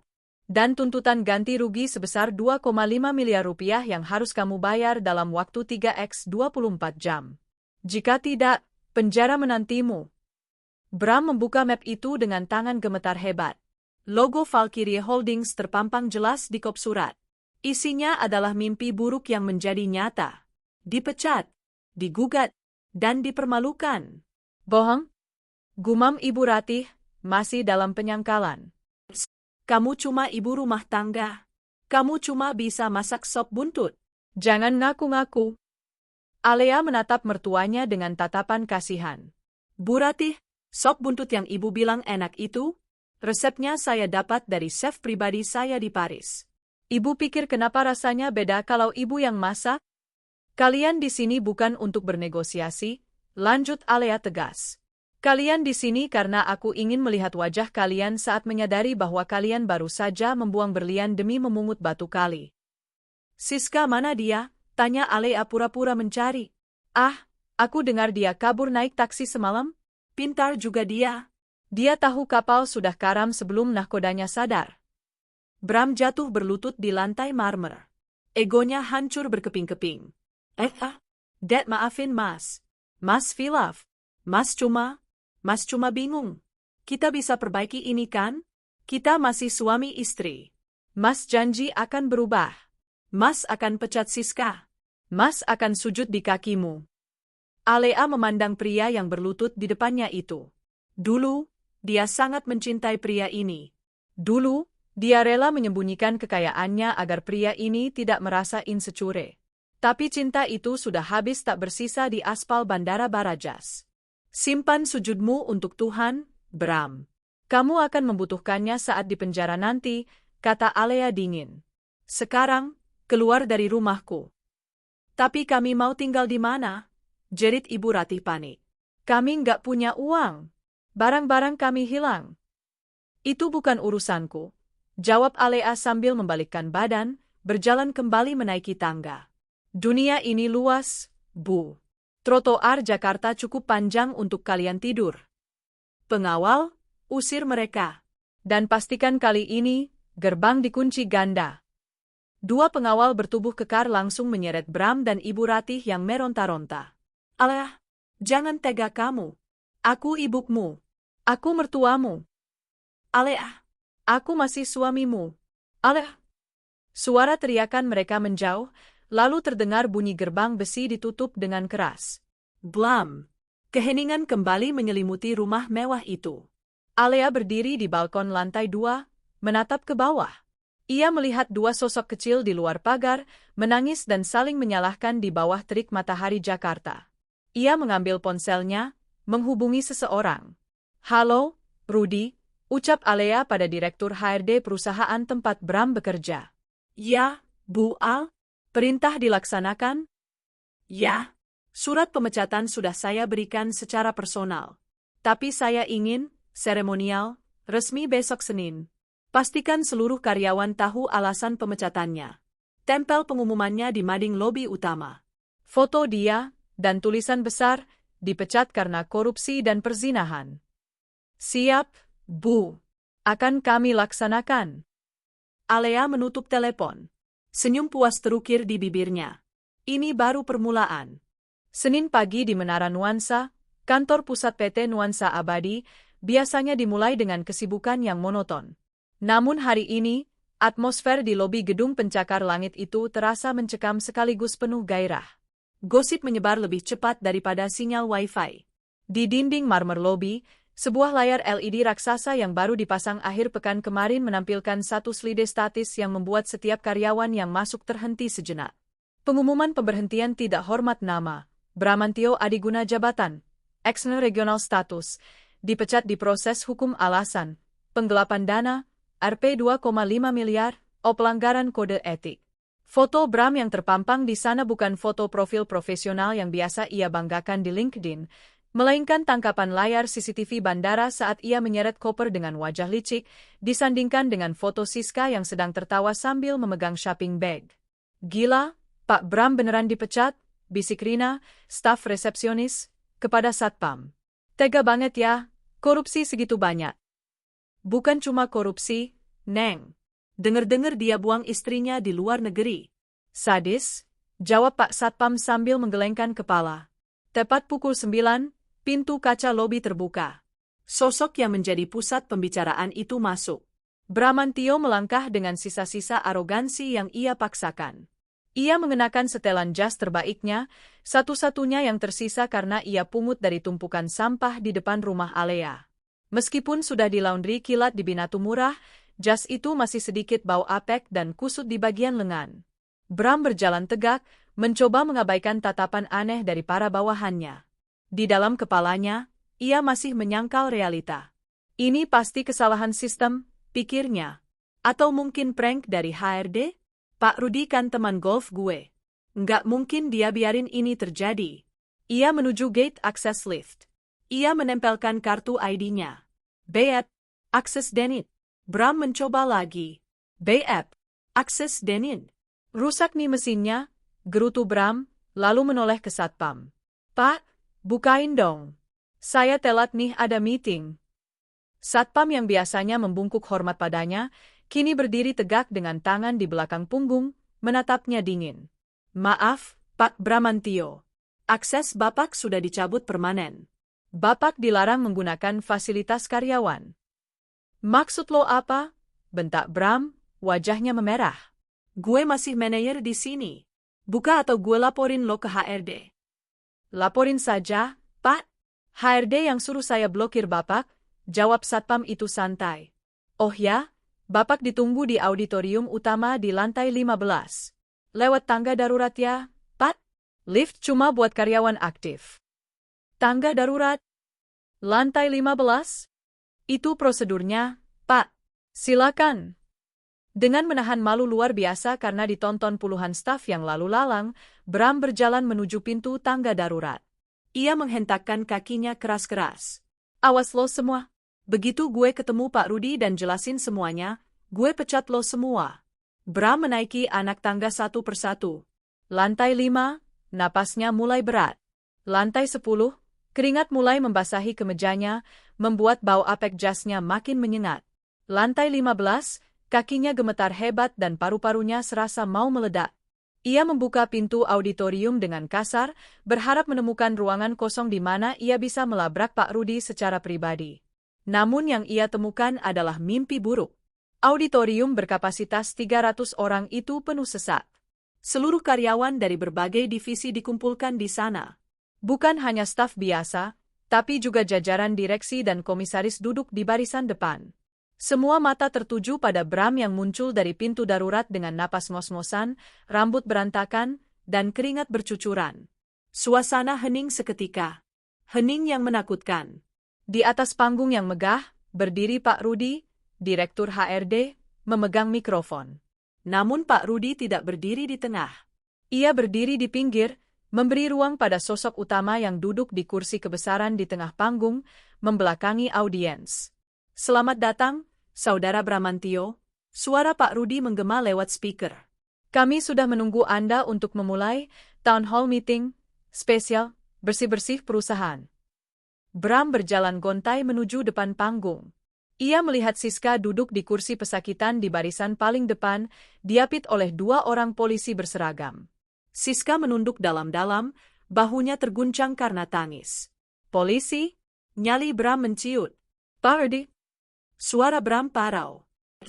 Apa maksudnya ini? Kenapa ada polisi? Kenapa foto saya dipajang di lobi? Bapak kan tahu kinerja saya bagus. Kinerja? Pak Rudi tertawa sinis. Kinerja dalam memalsukan info C? Atau kinerja dalam menipu istri? Itu urusan pribadi saya. Perusahaan gak berhak ikut campur. Salah, sebuah suara wanita memotong tajam.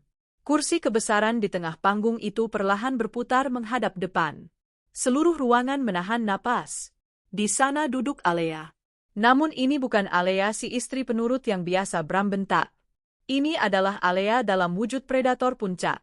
Ia mengenakan power suit biru navy rancangan desainer Italia, rambutnya disanggul modern dan elegan, dan kacamata berbingkai emas bertengger di hidungnya.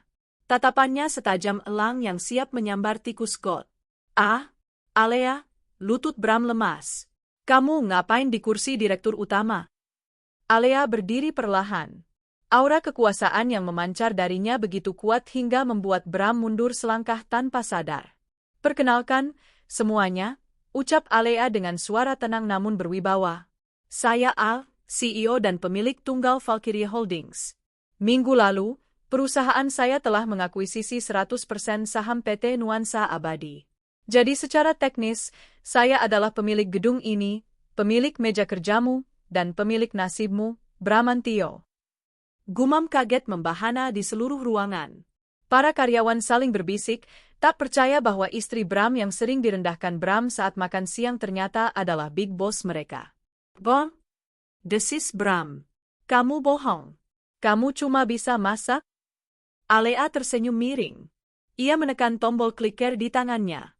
Layar raksasa di belakangnya menyala. Slide 1, Audit Forensik Keuangan Divisi Regional. Mari kita bicara data. Karena data tidak pernah berbohong, mulai Alea, berjalan mengelilingi panggung. Selama 2 tahun terakhir, Saudara Bramantio melakukan markup anggaran sebesar 40%. Biaya entertainment klien yang fiktif. Biaya perjalanan dinas yang tidak pernah terjadi. Alea menekan tombol lagi. Slide 2, Bukti Perzinahan Korupsi. Layar menampilkan tabel Excel yang mendetail, disandingkan dengan foto-foto bukti. Tanggal 12 Februari, pengajuan biaya meeting luar kota ke Bali sebesar 30 juta rupiah. Realitanya? Menginap di private villa seminyak bersama saudari Siska. Muncul foto Bram dan Siska sedang berjemur di kolam renang villa, memegang gelas koktail. Ruangan meledak dengan tawa cemoohan dan sorakan, "Wuh." Tanggal 5 Oktober, pembelian tiket pesawat ke Madrid untuk 3 orang. Dilaporkan sebagai studi banding pasar Eropa. Realitanya? Liburan keluarga untuk membuang istri sah di bandara agar bisa menikah lagi. Kali ini, tidak ada tawa, hanya suara kaget dan kemarahan dari para karyawan wanita. Jahat banget, teriak salah satu karyawati. Bram merasa telanjang. Semua rahasianya, semua kebohongannya, ditelanjangi di layar raksasa 4K di depan ratusan orang. Saya? Bram mencoba membela diri, tapi suaranya tercekat. Alea turun dari panggung. Suara hak sepatunya menggema, tak, tak, tak. Ia berhenti tepat di depan Bram. Jarak mereka hanya beberapa sentimeter. Bram bisa mencium aroma parfum mahal yang mengintimidasi, aroma uang dan kekuasaan. Kamu selalu bilang aku parasit, Bram. Kamu bilang aku cuma benalu yang hidup dari gajimu yang kecil. Itu, bisik Alea, namun suaranya terdengar jelas karena heningnya ruangan. Sekarang lihat. Siapa parasitnya? Kamu makan dari uang perusahaanku. Kamu selingkuh pakai uangku. Kamu beli tas Hermes Siska pakai kartu kreditku. Kamu adalah benalu yang sesungguhnya. Alea berbalik menghadap audiens. Mulai hari ini, PT Nuansa Abadi memberlakukan kebijakan zero tolerance terhadap korupsi dan amoralitas. Saudara Bramantio dan saudari Siska dipecat dengan tidak hormat. Seluruh aset mereka akan disita untuk mengganti kerugian negara dan perusahaan. Dan sebagai hadiah perpisahan, Alea menoleh ke arah polisi. Pak polisi, silakan amankan tersangka. Dua polisi langsung maju, menyergap Bram. Borgol besi dingin mengunci pergelangan tangannya dengan bunyi klik yang menyakitkan. Alea, Dad, jangan gini dong. Bram meronta panik saat diseret. Kita bisa omongin di rumah. Aku suamimu. Masa kamu tega penjarain suami sendiri? Mantan suami, koreksi Alea dingin. Gugatan cerai sudah masuk pengadilan agama pagi ini. Dan jangan harap dapat sepeser pun harta Gono gini, karena semua harta itu milikku sebelum menikah. Siska juga diborgol, menangis histeris. Bu Alea, maafin saya. Saya cuma diajak Pak Bram. Saya nggak tahu apa-apa. Simpan air matamu buat hakim, Siska, jawab Alea tanpa menoleh. Bram dan Siska digelandang keluar ruangan seperti kriminal kelas 3, diiringi tepuk tangan riuh dari seluruh karyawan yang merasa puas melihat keadilan ditegakkan. Saat Bram didorong keluar pintu, ia sempat menoleh ke belakang sekali lagi.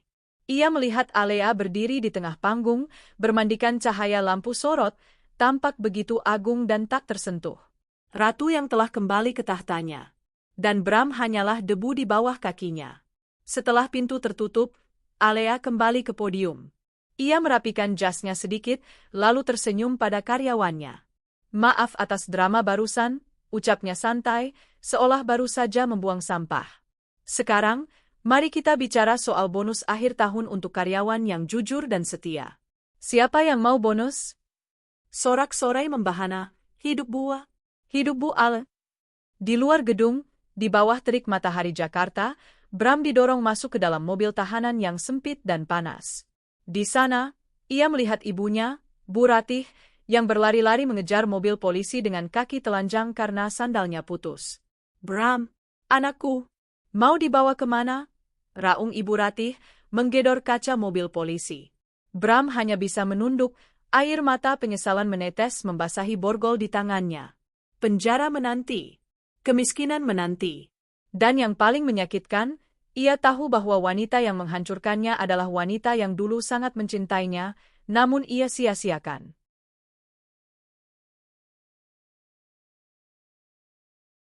Panas matahari Jakarta terasa lebih menyengat dari biasanya bagi Ibu Ratih.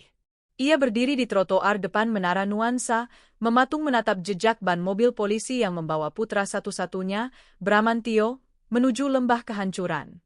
Orang-orang yang lalu lalang menatapnya dengan pandangan aneh. Seorang wanita paruh baya, tanpa alas kaki, sandalnya putus saat mengejar mobil polisi, dengan make-up luntur dan rambut sasak yang acak-acakan, berdiri menangis di pinggir jalan protokol. Ibu, minggir Bu, jangan halangi jalan, tegur seorang tukang ojek online yang sedang mangkal. Ibu Ratih menoleh dengan tatapan kosong, lalu mendadak garang. Kamu tahu siapa saya? Saya ibunya manajer di gedung ini. Anak saya orang kaya. Tukang ojek itu hanya tertawa sinis. Manajer yang barusan diangkut polisi itu? Wah, kalau ibunya koruptor, mending minggir deh Bu. Malu sama aspal. Kata-kata itu menampar Ibu Ratih lebih keras daripada tamparan fisik. Ia mundur, menyeret kakinya ke arah halte bus terdekat. Ia duduk di bangku besi yang panas, mencoba mencerna apa yang baru saja terjadi. Bram ditangkap. Siska ditangkap. Alea ternyata adalah pemilik segalanya. Tidak, ini pasti mimpi, gumamnya.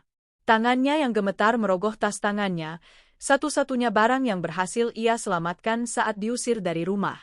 Ia mengeluarkan dompetnya. Kosong. Uang tunai sudah habis untuk bayar losmen semalam. Tapi ia ingat, ia masih memegang kartu ATM, darurat, yang dulu dibuatkan Bram atas namanya. Kartu itu terhubung ke rekening gaji Bram. Uang gaji Bram pasti masih ada. Alea bilang dia bekuin aset, tapi masa rekening gaji juga, pikirnya dengan harapan yang menipis. Dengan sisa tenaga, Ibu Ratih berjalan menuju gerai ATM di pojok gedung sebelah.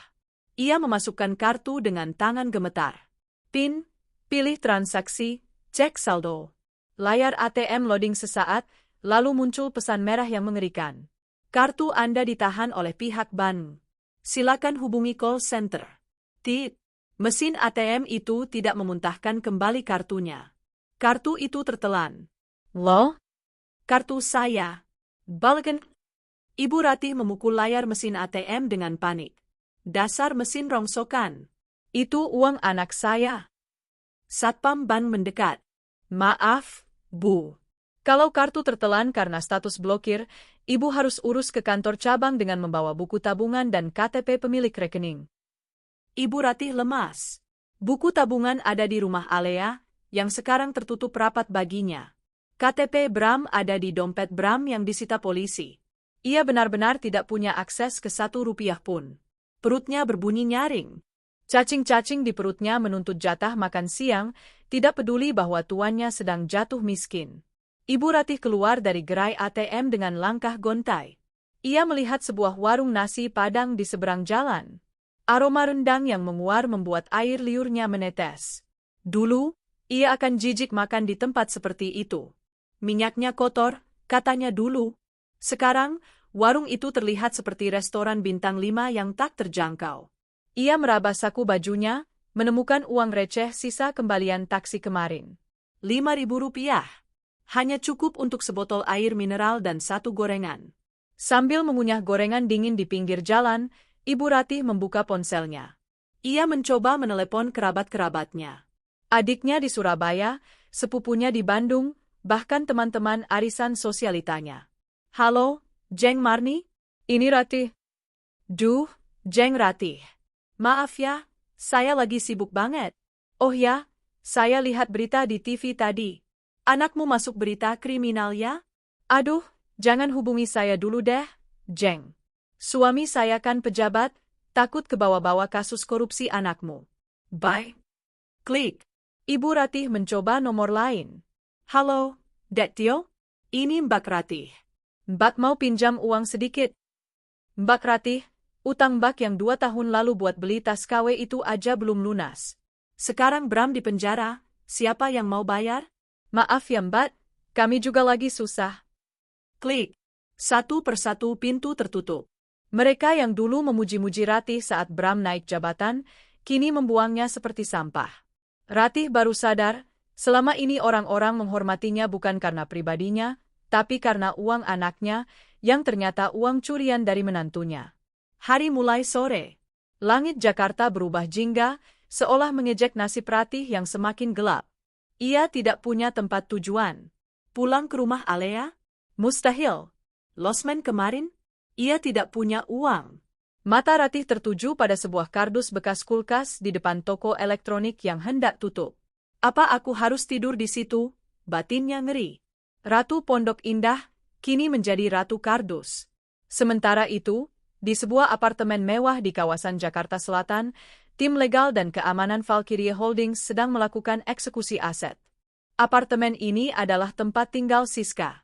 Tempat di mana Bram sering menghabiskan waktu dengan alasan lembur. 2 orang petugas pengadilan, didampingi oleh Hadi, tangan kanan Alea, dan beberapa polisi, membuka paksa pintu unit 12B itu. Silakan, Pak.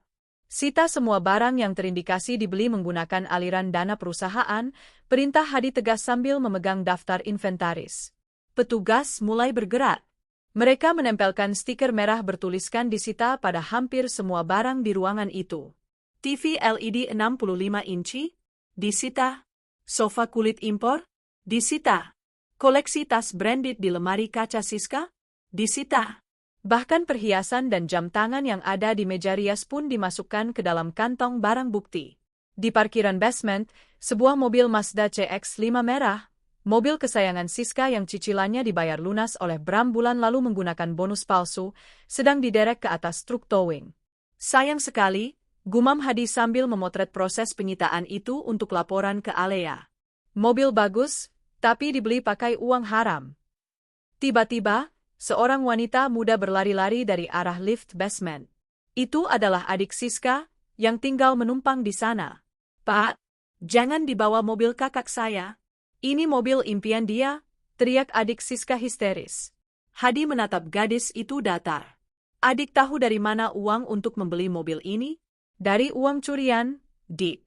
Kakak kamu dan pacarnya mencuri 2,5 miliar dari perusahaan kami. Ini baru sebagian kecil ganti ruginya. Tapi saya mau kuliah pakai apa kalau mobil diambil? Apartemen juga disegel. Itu bukan urusan kami, jawab Hadi dingin. Sampaikan pada kakakmu di penjara, Karma tidak pernah salah alamat. Kalian punya waktu 1 jam untuk mengemasi baju-baju pribadi dan keluar dari apartemen ini sebelum kami ganti kuncinya.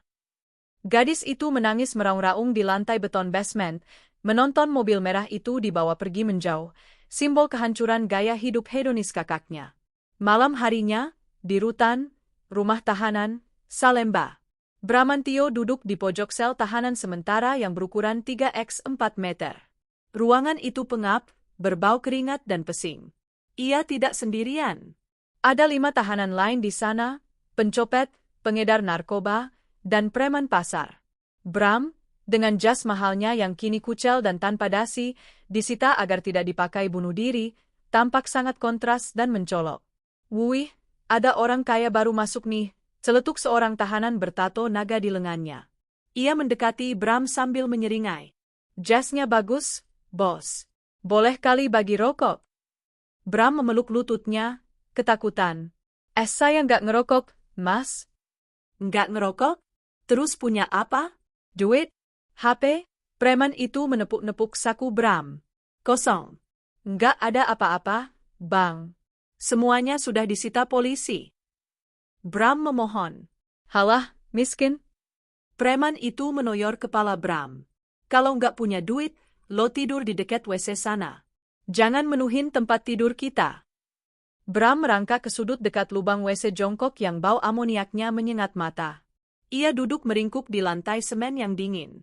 Baru 24 jam yang lalu ia duduk di kursi pesawat menuju Spanyol, membayangkan hidup enak sebagai tuan tanah. Sekarang, ia tidur di sebelah talet penjara. Bisiknya lirih, air mata kembali mengalir. Kamu jahat banget, Dek. Bahkan di saat seperti ini, Bram masih menyalahkan Alea. Egonya belum sepenuhnya hancur, hanya retak parah. Ia masih berpikir Alea berlebihan. Cuma selingkuh dan ambil duit dikit kot sampai gini, pikirnya naif. Tiba-tiba, seorang sipir memukul jeruji besi. Bramantio, ada kunjungan pengacara. Mata Bram berbinar. Pengacara? Pasti ibunya berhasil menyewa pengacara hebat. Atau mungkin Pak Rudi merasa kasihan dan mengirim bantuan hukum. Bram digiring ke ruang kunjungan yang dibatasi kaca tebal. Ia duduk dengan penuh harap. Namun, yang duduk di seberang kaca bukanlah pengacara kondang yang ia harapkan. Itu adalah seorang pria muda berkacamata, mengenakan jas rapi, dengan logo Valkyrie Holdings di mapnya. Itu pengacara perusahaan. Pengacara Alea. Selamat malam, Saudara Bramantio, sapa pengacara itu formal. Saya datang untuk menyerahkan berkas gugatan perdata dan pidana tambahan. Tea tambahan? Tanya Bram gagap melalui telepon interkom. Ya. Audit forensik kami menemukan lagi aliran dana mencurigakan ke rekening judi online sebesar 500 juta rupiah. Total tuntutan kami naik menjadi 3 miliar rupiah. Dan karena Anda tidak memiliki aset yang cukup untuk membayar ganti rugi. Pengacara itu menatap Bram tajam.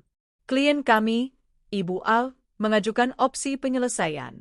Jika Anda mau menandatangani surat pengakuan bersalah penuh dan melepaskan hak asuh atas segala harta benda yang mungkin tersisa, beliau akan mempertimbangkan untuk tidak menuntut hukuman maksimal 15 tahun penjara. Mungkin, hanya 5 atau 8 tahun. 5 tahun? Seru Bram. Saya bisa mati di sini 5 tahun. Pilihan ada di tangan Anda. Tanda tangan, atau kami akan kejar sampai ke lubang tikus, dan pastikan Anda membusuk di sel ini sampai tua. Pengacara itu menempelkan dokumen ke kaca. Bram menatap kertas itu. Tangannya gemetar memegang pulpen yang disediakan. Ia tidak punya pilihan. Ia tidak punya uang untuk menyewa pengacara tandingan. Ia sendirian. Dengan air mata bercucuran, Bram menandatangani surat itu. Surat yang meresmikan kekalahannya. Surat yang menyatakan bahwa ia adalah seorang pencuri, penzina, dan pecundang. Terima kasih, kata pengacara itu sambil membereskan berkasnya. Oh ya, ada pesan dari Ibu Wa. Bram mendongak. Beliau bilang, jangan lupa makan. Makanan penjara mungkin tidak enak, tapi setidaknya itu gratis. Tidak seperti makan malam di Madrid yang kamu impikan. Pengacara itu pergi, meninggalkan Bram yang meraung frustasi, memukuli meja kaca hingga tangannya memar. Kembali ke jalanan Jakarta. Malam semakin larut. Angin malam menusuk tulang tua Ibu Ratih yang hanya berbalut kebaya tipis. Ia akhirnya menemukan tempat berteduh di emperan sebuah ruko kosong yang gelap. Ia menggelar beberapa lembar koran bekas yang ia temukan di tempat sampah sebagai alas tidur. Saat ia berbaring, menatap langit-langit ruko yang kotor, bayangan masa lalu berputar di kepalanya. Bayangan saat ia membentak Alea karena masakan kurang asin. Bayangan saat ia menyuruh Alea mengepel lantai 2 kali sehari. Bayangan saat ia menertawakan Alea yang ditinggal di bandara. Ya Tuhan, desahnya. Apakah ini azab? Perutnya perih karena lapar. Kakinya sakit karena lecet. Hatinya hancur karena rindu pada kasur empuknya. Tiba-tiba, sebuah mobil mewah berwarna hitam melintas pelan di depan ruko itu. Kaca mobil bagian belakang turun sedikit. Dari balik kaca gelap itu, sepasang mata menatap Ibu Ratih yang meringkuk di atas koran. Mata itu milik Alea. Alea sedang dalam perjalanan pulang dari kantor, dikawal oleh konvo pengawalnya. Ia melihat mantan mertuanya itu. Nona, itu Ibu Ratih, kata Hadi yang menyetir di depan. Mau kita berhenti? Memberinya sedikit uang atau makanan? Alea diam sejenak, menatap sosok rapuh di trotoar itu. Ada sedikit rasa iba di hatinya, sisa-sisa kemanusiaan Alea yang dulu. Tapi kemudian ia teringat bagaimana Ibu Ratih melempar piring ke kakinya. Bagaimana wanita itu menghinanya setiap hari selama 3 tahun. Tidak, Hadi, jawab Alea pelan sambil menaikkan kembali kaca jendela. Dia sedang belajar. Ini adalah pelajaran kehidupan yang paling berharga untuknya, bahwa roda itu berputar, dan kesombongan adalah rem yang paling cepat membuatnya berhenti di bawah. Jalan terus. Aku ingin sampai rumah dan istirahat. Mobil mewah itu meluncur pergi, membelah malam Jakarta, meninggalkan Ibu Ratih yang tertidur gelisah dalam dinginnya penyesalan yang terlambat. Aset mereka telah membeku. Hati mereka telah remuk. Dan di atas puing-puing kesombongan mereka, Alea membangun kembali kerajaannya yang sempat ternoda. Penjara memiliki cara unik untuk mengupas topeng manusia hingga ke lapisan paling dasar. Di balik jeruji besi rutan Salemba, cinta palsu tidak bisa bertahan lama tanpa asupan uang dan kemewahan. Seminggu setelah penahanan mereka, Bramantio dan Siska dipertemukan kembali di ruang tunggu persidangan awal. Mereka duduk bersebelahan di bangku kayu panjang, dijaga oleh petugas kejaksaan. Bram menatap Siska dengan tatapan rindu bercampur sedih. Wajah Siska tampak kusam tanpa perawatan skincare mahalnya, rambutnya lepek, dan ia mengenakan rompi tahanan oranye yang kebesaran. Bisik Bram, mencoba meraih tangan wanita itu. Kamu apa kabar? Aku kepikiran kamu terus. Maafin aku ya, kita jadi kayak gini. Tapi tenang aja, begitu aku bebas nanti, kita mulai lagi dari nol. Siska menepis tangan Bram dengan kasar, seolah tangan itu berlumuran kotoran. Mulai dari nol, desis Siska tajam, matanya melotot penuh kebencian. Kamu pikir aku mau hidup susah sama kamu? Makan tahu tempe? Tinggal di kontrakan petak. Bram ternganga. Tapi kan kita saling mencintai? Kamu bilang harta nggak penting asal kita bersama. Siska tertawa. Tawa yang kering dan jahat. Bram, sadar diri dong. Aku mau sama kamu karena aku pikir kamu kaya. Aku pikir kamu punya rumah di Pondok Indah. Aku pikir kamu manajer sukses. Ternyata apa? Kamu cuma penipu. Kamu cuma parasit yang numpang hidup sama istrimu yang ternyata konglomerat itu. Kalau tahu Alea yang punya duit, mending aku dekatin sopirnya Alea daripada kamu. Kata-kata itu menghujam dada Bram lebih sakit daripada vonis hakim manapun. Jadi selama ini kamu gak cinta sama aku? Tanya Bram dengan suara bergetar. Cinta itu butuh biaya operasional, Bram, jawab Siska dingin. Dan sekarang kamu bangkrut. Kamu punya utang miliaran. Kamu bakal membusuk di penjara. Kamu gak berguna lagi buat aku. Siska berdiri saat petugas memanggil namanya. Sebelum pergi, ia menoleh sekali lagi pada Bram. Jangan pernah sebut nama aku lagi di depan hakim. Anggap kita gak pernah kenal. Aku nyesel pernah ketemu kamu. Dasar laki-laki gagal. Siska melenggang pergi, meninggalkan Bram yang duduk mematung dengan air mata mengalir di pipi. Hatinya hancur berkeping-keping. Wanita yang demi dia ia rela membuang istri sahnya, kini membuangnya seperti sampah plastik. Sementara itu, di luar tembok penjara, nasib Ibu Ratih tidak kalah menyedihkan. Sudah 3 hari ia hidup menggelandang. Kebaya mahalnya sudah kotor dan bau keringat. Kakinya bengkak dan lecet karena berjalan tanpa alas yang layak. Ia tidur di emperan toko, diusir satpam, dan berebut makanan sisa dengan kucing liar. Rasa lapar telah menggerus harga dirinya hingga titik nol. Siang itu, dengan sisa tenaga terakhir, Ibu Ratih menyeret langkahnya menuju gedung pencakar langit yang menjulang megah di pusat kota, Menara Valkyrie. Kantor pusat perusahaan Alea. Ia tahu ia tidak bisa masuk. Penjagaan di sana sangat ketat. Tapi ia punya rencana. Ia akan menunggu di depan lobi. Alea pasti keluar. Alea pasti punya hati nurani. Alea dulu selalu mencium tangannya. Ibu Ratih duduk di trotoar di seberang lobi utama, di bawah terik matahari yang memanggang kulit keriputnya. Ia menunggu berjam-jam. Orang-orang yang lewat menutup hidung karena bau badannya, tapi ia tidak peduli. Pukul 17. Sebuah mobil Rolls-Royce hitam berhenti di depan lobi. Pintu kaca otomatis terbuka. Keluar sosok wanita anggun dikawal oleh beberapa pria berjas hitam. Itu Alea. Mata Ibu Ratih berbinar. Alea, anakku. Ibu Ratih bangkit, berlari tertatih-tatih menyeberangi jalan, tidak peduli pada klakson mobil yang memaki-makinya.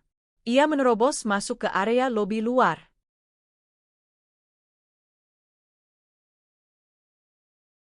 Allah, Alea, tunggu ibu, teriaknya dengan suara serak. Hadi dan tim keamanan langsung sigap. Mereka membentuk barikade, menghalangi wanita tua kumal itu mendekati Alea. Berhenti! Mundur, bentak salah satu pengawal. Minggir kalian. Saya ibunya. Saya mertuanya, jerit Ibu Ratih histeris, mencoba mencakar pengawal itu. Allah, tolong ibu, Nat. Ibu lapar. Ibu nggak punya rumah. Alea, yang hendak masuk ke dalam mobil, menghentikan langkahnya. Ia menoleh perlahan. Di balik kacamata hitamnya, ia menatap keributan itu. Biarkan dia mendekat, perintah Alea datar. Para pengawal membuka jalan, tapi tetap waspada. Ibu Ratih langsung menghambur, menjatuhkan dirinya di kaki Alea. Ia memeluk kaki jenjang Alea yang terbalut sepatu mahal itu, mengotorinya dengan debu jalanan. Alea, ampuni ibu, Nak, isak Ibu Ratih. Air matanya membasahi sepatu Alea. Ibu salah. Ibu hilaf. Ibu sudah kena karma. Lihat ibu sekarang, Alea, tidur di jalan, makan sampah. Kamu nggak kasihan sama orang tua ini? Alea tidak bergerak. Ia membiarkan wanita itu menangis sejenak. Orang-orang di sekitar lobi, karyawan, tamu bisnis, dan pejalan kaki, mulai berkumpul menonton drama itu. Tolong, Alea, lanjut Ibu Ratih. Izinkan ibu tinggal di paviliun belakang rumah juga nggak apa-apa.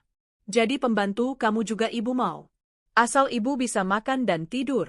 Bram di penjara, Nak. Cuma kamu harapan ibu satu-satunya. Alea perlahan melepaskan pelukan Ibu Ratih dari kakinya. Ia mundur selangkah, menjaga jarak. Ibu, ucap Alea dengan nada yang membuat udara terasa membeku. Saya yatim piatu, Bu. Orang tua saya sudah meninggal. Dan mantan mertua saya, beliau sedang liburan mewah di Spanyol bersama anak kesayangannya.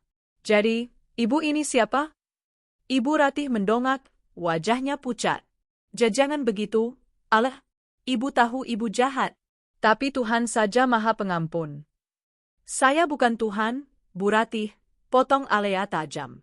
Saya hanya manusia biasa yang pernah ibu injak-injak harga dirinya. Ibu ingat saat saya sakit demam tinggi dan ibu menyuruh saya mencuci mobil saat hujan? Ibu ingat saat ibu membuang makanan yang saya masak karena kurang mewah? Ibu ingat saat ibu tertawa di Bandara Madrid saat meninggalkan saya? Itu? Ibu Ratih tergagap. Setiap tetes air mata saya dulu adalah utang yang harus ibu bayar hari ini. Alea memberi isyarat pada Hadi. Hadi maju membawa sebuah amplop coklat tebal. Saya tidak akan membiarkan ibu tinggal di rumah saya. Rumah itu suci dari energi negatif kalian, kata Alea. Alea mengambil amplop itu dan melemparnya ke aspal di depan Ibu Ratih. Di dalam situ ada uang tunai 10 juta rupiah dan 1 tiket bus satu arah ke desa kelahiran ibu di Jawa Tengah. Itu adalah pesangon terakhir dari saya. Ambil uang itu, pulang ke kampung, dan jangan pernah injakkan kaki ibu di Jakarta lagi. Ibu Ratih menatap amplop itu. 10 juta. Jumlah yang dulu baginya hanya cukup untuk beli satu tas, kini terlihat seperti harta karun. Ale cuma segini? Kamu kan kaya raya? Triliunan hartamu. Masa buat mertua cuma 10 juta? Sifat asli Ibu Ratih kembali muncul dalam keputusasaan. Keserakahan itu masih ada. Alea tersenyum sinis. Lihat, bahkan saat mengemis pun, ibu masih menghitung harta orang lain. Kalau ibu tidak mau, saya bisa tarik kembali. Alea membungkuk hendak mengambil amplop itu. Dengan gerakan kilat, Ibu Ratih menyambar amplop itu dan mendekapnya erat di dada. Takut kehilangan. Ibu ambil. Ibu ambil, seru Ratih cepat. Alea menegakkan tubuhnya kembali. Tatapannya penuh rasa jijik. Ternyata harga diri ibu hanya seharga 10 juta. Selamat tinggal, Bu Ratih. Anggap saja kita tidak pernah saling mengenal. Alea berbalik, masuk ke dalam mobil mewahnya. Pintu tertutup rapat. Jalan, perintah Alea pada sopir. Mobil itu melaju perlahan meninggalkan lobi. Dari kaca jendela belakang, Alea melihat Ibu Ratih duduk bersimpuh di aspal sambil memeluk amplop uang itu, ditonton oleh orang banyak dengan pandangan iba sekaligus merendahkan. Tidak ada kemenangan yang terasa manis bagi Alea. Yang ada hanya rasa lega. Benalu terakhir telah dicabut dari hidupnya. Ibu Ratih akhirnya berdiri dengan gemetar. Ia tidak punya pilihan lain. Jakarta sudah memuntahkannya. Ia berjalan tertatih menuju terminal bus, membawa kekalahan yang akan ia bawa sampai mati di kampung halamannya yang sepi. Di dalam mobil yang sejuk, Alea melepas kacamata hitamnya. Ia melihat pantulan matanya di cermin. Mata itu tidak lagi menyiratkan dendam. Mata itu kini jernih, menatap masa depan yang cerah, bebas, dan sepenuhnya miliknya. 1 tahun kemudian, langit Jakarta tampak cerah, seolah ikut merayakan kesuksesan yang sedang berlangsung di ballroom Hotel Ritz-Carlton. Kilatan lampu kamera berkedip tanpa henti, menyorot sosok wanita yang berdiri anggun di atas podium. Dan penghargaan Businesswoman of the Year 2024 jatuh kepada Al dari Falke Holdings. Tepuk tangan membahana. Alea tersenyum, menerima trofi kristal itu. Ia mengenakan gaun malam berwarna merah marun yang elegan, rambutnya ditata rapi, dan wajahnya memancarkan aura kebahagiaan yang tulus. Bukan kebahagiaan semu yang dulu ia paksakan saat menjadi istri Bram, melainkan kebahagiaan seorang wanita yang merdeka. Terima kasih, ucap Alea di depan mikrofon. Penghargaan ini saya dedikasikan untuk setiap wanita yang pernah merasa tidak berharga. Ingatlah, kalian adalah berlian. Jangan biarkan siapapun memperlakukan kalian seperti batu kerikil. Pidato itu disiarkan secara langsung di televisi nasional. Ratusan kilometer dari kemewahan itu, di sebuah desa terpencil di Jawa Tengah, sebuah televisi tabung berukuran 14 inci menyala dengan gambar yang bersemut. Di depan TV itu, duduk seorang wanita tua dengan rambut putih yang acak-acakan. Tubuhnya kurus kering, kulitnya hitam terbakar matahari. Ia mengenakan daster yang sudah sobek di bagian ketiak. Itu adalah Ibu Ratih. Uang 10 juta rupiah yang diberikan Alea setahun lalu sudah lama habis. Ratih, dengan sifat borosnya yang tak bisa hilang, menghabiskan uang itu dalam sebulan pertama untuk membeli perabot rumah agar terlihat kaya di depan tetangga desa. Namun, tanpa pemasukan, barang-barang itu satu persatu dijual kembali untuk makan. Sekarang, ia tinggal di sebuah gubuk kayu peninggalan orang tuanya yang hampir roboh. Atapnya bocor, lantainya tanah. Mata rabun Ratih menatap layar TV. Ia melihat Alea, menantunya yang dulu ia suruh mengepel lantai. Menantunya yang ia hina miskin. Itu mantuku, gumam Ratih pada dinding kayu yang bisu. Itu Alea, dia mantuku, dia kaya. Mbah Ratih, jangan ngelamun terus. Teriak tetangga sebelah yang lewat. Itu botol bekasnya jadi dijual enggak? Kalau enggak, saya kasih ke pemulung lain. Ratih tersentak. Realita menamparnya kembali. Ia bukan lagi nyonya besar Pondok Indah. Ia kini hanyalah buruh pengumpul rongsokan di desa yang bahkan jarang ada sinyal. Ratih tertawa sendiri, tawa yang terdengar sumbang dan sedikit gila. Iya ya, nanti saya kumpulin. Saya mau nonton mantu saya dulu, dia mau jemput saya naik helikopter. Tetangganya menggelengkan kepala dan berlalu. Dasar orang gila. Ngaku-ngaku terus. Ratih kembali menatap layar. Air mata menetes di pipinya yang keriput. Penyesalan itu datang setiap hari, setiap detik, mencekik lehernya. Tapi penyesalan itu tidak bisa mengubah nasi yang sudah menjadi bubur basi. Sementara itu, di rutan Salemba, suasana kantin penjara sedang ramai. Para narapidana sedang menyantap makan siang mereka, nasi cadong dengan sayur nangka hambar dan tempe goreng keras.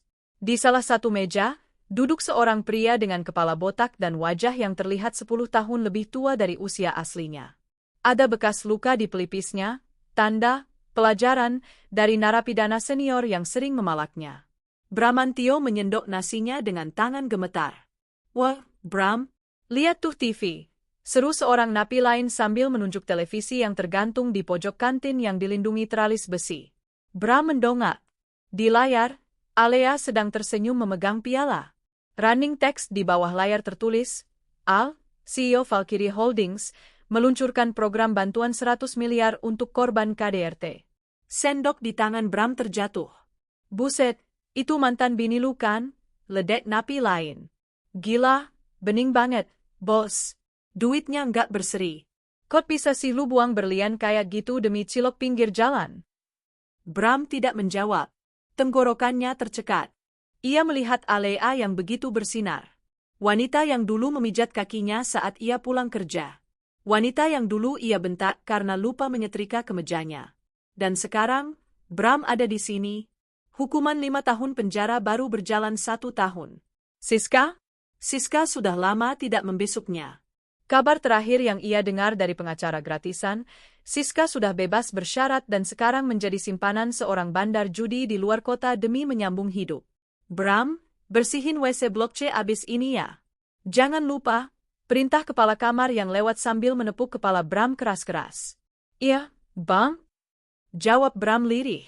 Bram menatap layar TV lagi untuk terakhir kalinya sebelum dimatikan oleh sipir. Wajah Alea menghilang, digantikan oleh layar hitam. Gelap, seperti masa depan Bram. Ia menunduk, menatap nasi cadongnya. Air matanya jatuh ke atas piring plastik itu, menjadi satu-satunya bumbu asin untuk makan siangnya yang hambar. Maafin aku, Dek. Bisiknya, kalimat yang sudah ia ucapkan ribuan kali tanpa ada yang mendengar. Malam harinya, Alea pulang ke rumahnya di Pondok Indah. Rumah itu kini terasa hangat. Bukan karena perabot mewahnya, tapi karena Alea telah mengisinya dengan energi positif. Ia sering mengadakan pengajian, mengundang anak yatim, dan menjadikan rumah itu markas yayasan sosialnya. Alea berjalan ke balkon kamar utamanya, tempat di mana ia dulu sering menangis diam-diam saat Bram dan ibunya menyakitinya. Ia menyesap teh hangat chamomilenya, menatap langit Jakarta yang berbintang. Ponselnya bergetar. Sebuah pesan masuk dari Hadi. Laporan bulanan, Nona. Bramantio mengajukan pembebasan bersyarat tapi ditolak karena kelakuan buruk, berkelahi berebut makanan. Ibunya di desa dilaporkan mulai mengalami demensia ringan. Siska terlilit utang pinjol. Alea membaca pesan itu tanpa ekspresi. Tidak ada rasa senang, tidak ada rasa sedih. Hatinya sudah netral. Mereka hanyalah orang asing yang pernah mampir dalam bab hidupnya yang kelam. Terima kasih, Hadi. Tidak perlu laporkan soal mereka lagi. Buku itu sudah saya tutup, ketik Alea, lalu menekan send. Ia meletakkan ponselnya. Angin malam menerpa wajahnya yang cantik. Alea menarik napas panjang, lalu menghembuskannya perlahan. Beban di pundaknya benar-benar telah hilang. Dendamnya sudah terbayar lunas, bukan dengan darah, tapi dengan kesuksesan dan keadilan. Ayah, ibu, bisik Alea pada angin. Alea sudah melaksanakan amanat kalian. Alea mencari cinta sejati, tapi ternyata cinta sejati itu bukan datang dari orang lain. Cinta sejati itu datang saat Alea mulai mencintai diri Alea sendiri. Ia tersenyum. Besok adalah hari baru. Ada perusahaan yang harus dipimpin, ada orang-orang yang harus dibantu, dan ada hidup indah yang harus dinikmati. Sang ratu telah kembali ke tahtanya, dan kali ini, ia memerintah sendirian, kuat, bijaksana, dan tak terkalahkan.